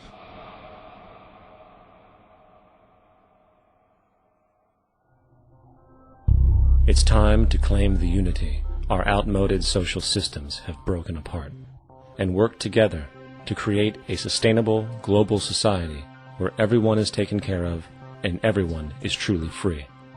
Your personal beliefs, whatever they may be, are meaningless when it comes to the necessities of life. Every human being is born naked, needing warmth, food, water, shelter. Everything else is auxiliary. Therefore, the most important issue at hand is the intelligent management of the Earth's resources. This can never be accomplished in a monetary system, for the pursuit of profit is the pursuit of self-interest, and therefore imbalance is inherent. Simultaneously, politicians are useless, for our true problems in life are technical, not political. Furthermore, ideologies that separate humanity, such as religion, need strong reflection in the community in regard to its value, purpose, and social relevancy. Hopefully, through time, religion will lose its materialism and basis in superstition and move into the useful field of philosophy. The fact is, society today is backwards, with politicians constantly talking about protection and security rather than creation, unity, and progress. The U.S. alone now spends about $500 billion annually on defense. That is enough to send every high school senior in America to a 4-year college.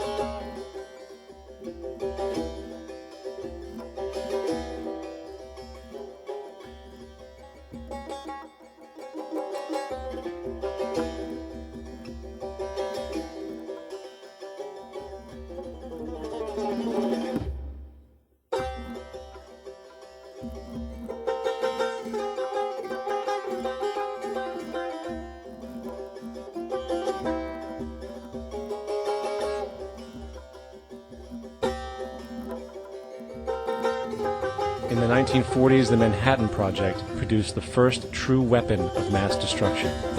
This program employed 130,000 people at an extreme financial cost. Imagine what our life would be like today if that group of scientists, instead of working on a way of killing people, worked on a way to create a self-sustaining, abundant world. Life today would be very, very different if that was their goal.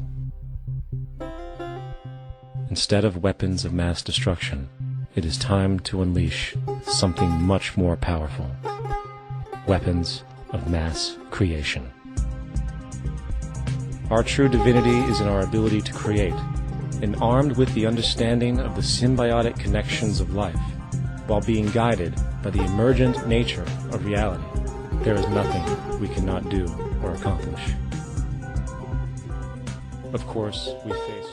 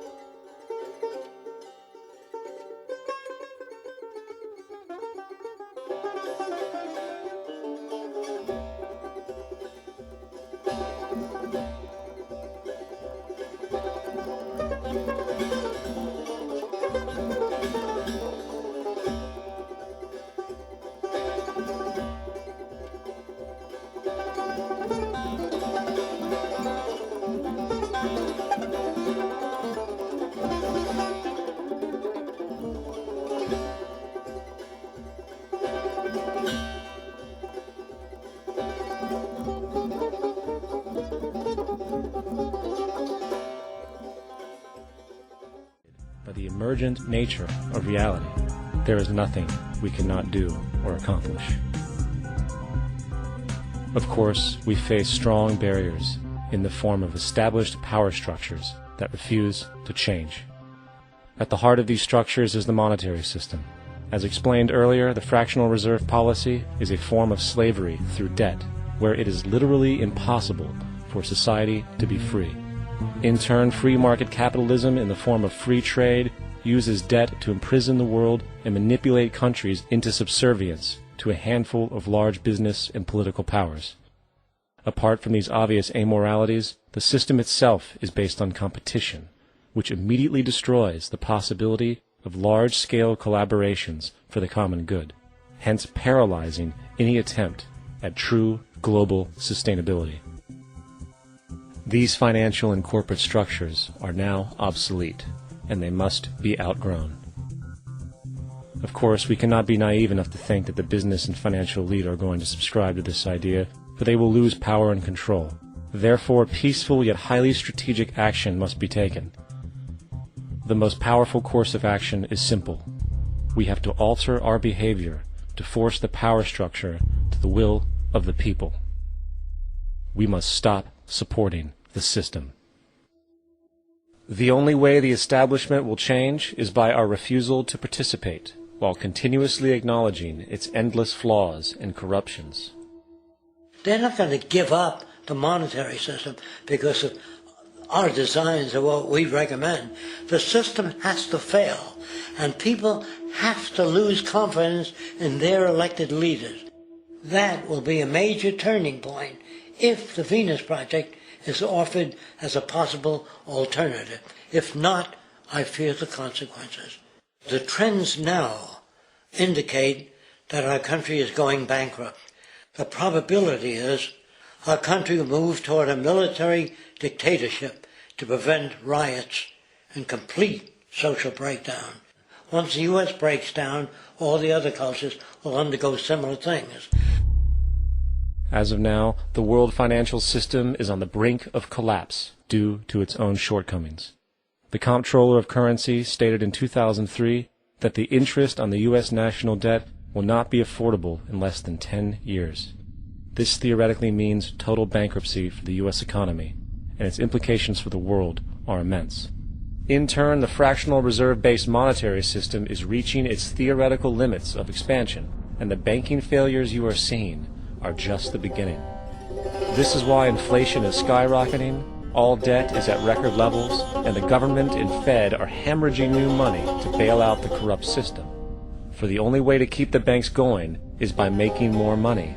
The only way to make more money is to create more debt and inflation. It is simply a matter of time before the tables turn, and there is no one willing to take new loans, while defaults grow, as people are unable to afford their current loans. Then the expansion of money will stop, and contraction will begin on a scale never before seen, ending a century-long pyramid scheme. This has already begun.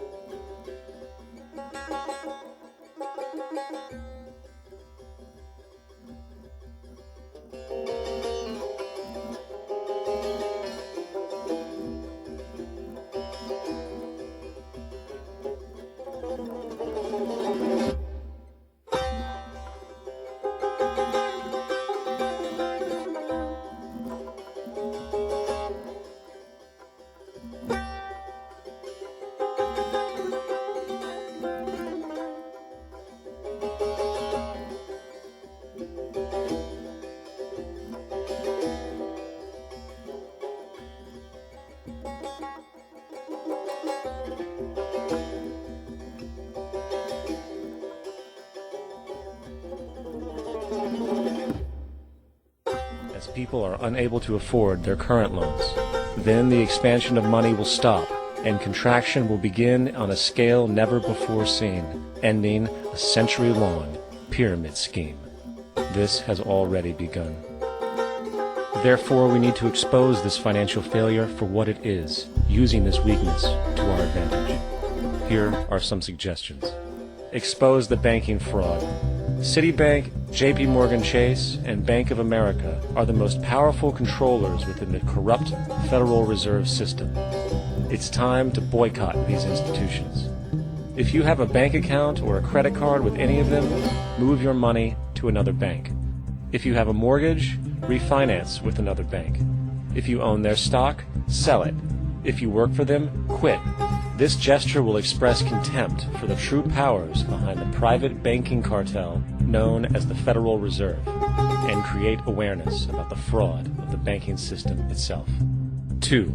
Turn off the TV news. Visit the emerging independent news agencies on the internet for your information. CNN, NBC, ABC, Fox, and all the others present all news pre-filtered to maintain the status quo. With 4 corporations owning all major media outlets, objective information is impossible. This is the true beauty of the internet, and the establishment has been losing control because of this free flow of information. We must protect the internet at all times, as it is truly our savior right now.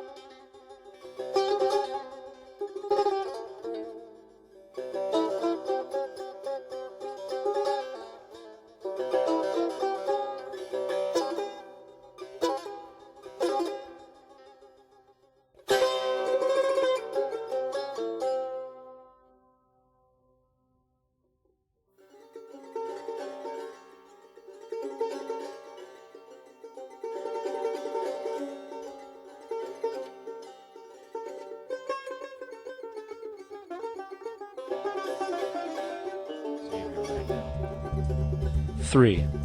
Don't ever allow yourself, your family, or anyone you know to ever join the military. This is an obsolete institution now used exclusively for maintaining an establishment that is no longer relevant. U.S. soldiers in Iraq work for U.S. corporations, not the people. Propaganda forces us to believe that war is natural and the military is an honorable institution. Well, if war is natural, why are there 18 suicides every single day by American veterans who have post-traumatic stress disorder? If our military men and women are so honored, why is it that 25% of the American homeless population are veterans? 4. Stop supporting the energy companies.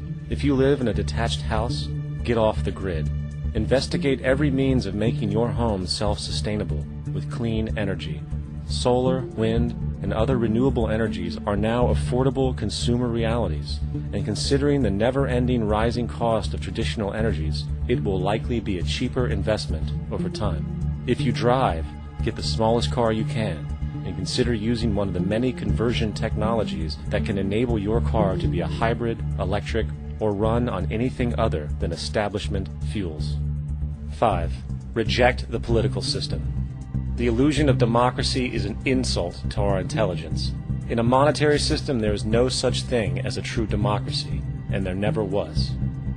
We have two political parties owned by the same set of corporate lobbyists. They are placed in their positions by the corporations, with popularity artificially projected by their media. In a system of inherent corruption, the change of personnel every couple of years has very little relevance. Instead of pretending that the political game has any true meaning, focus your energy on how to transcend this failed system. And 6. Join the movement. Go to the zeitgeistmovement.com and help us create the largest mass movement for social change the world has ever seen.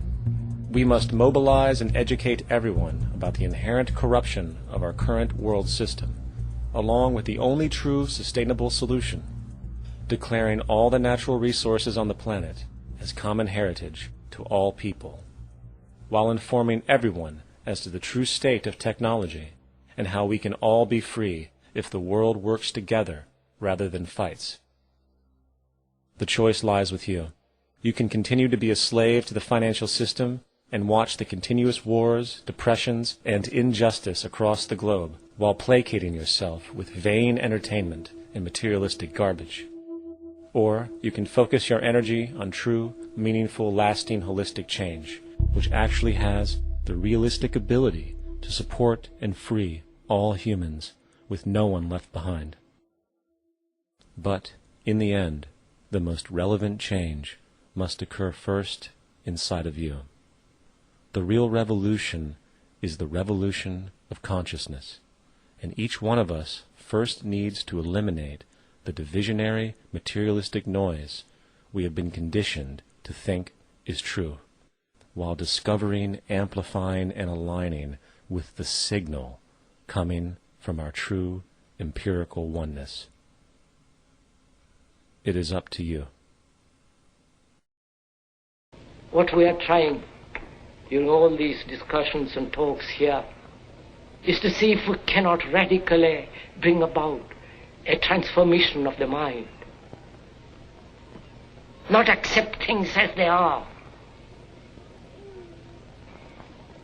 but to understand it, to go into it, to examine it.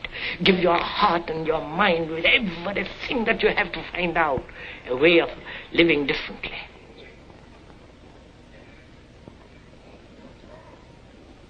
But that depends on you and not somebody else.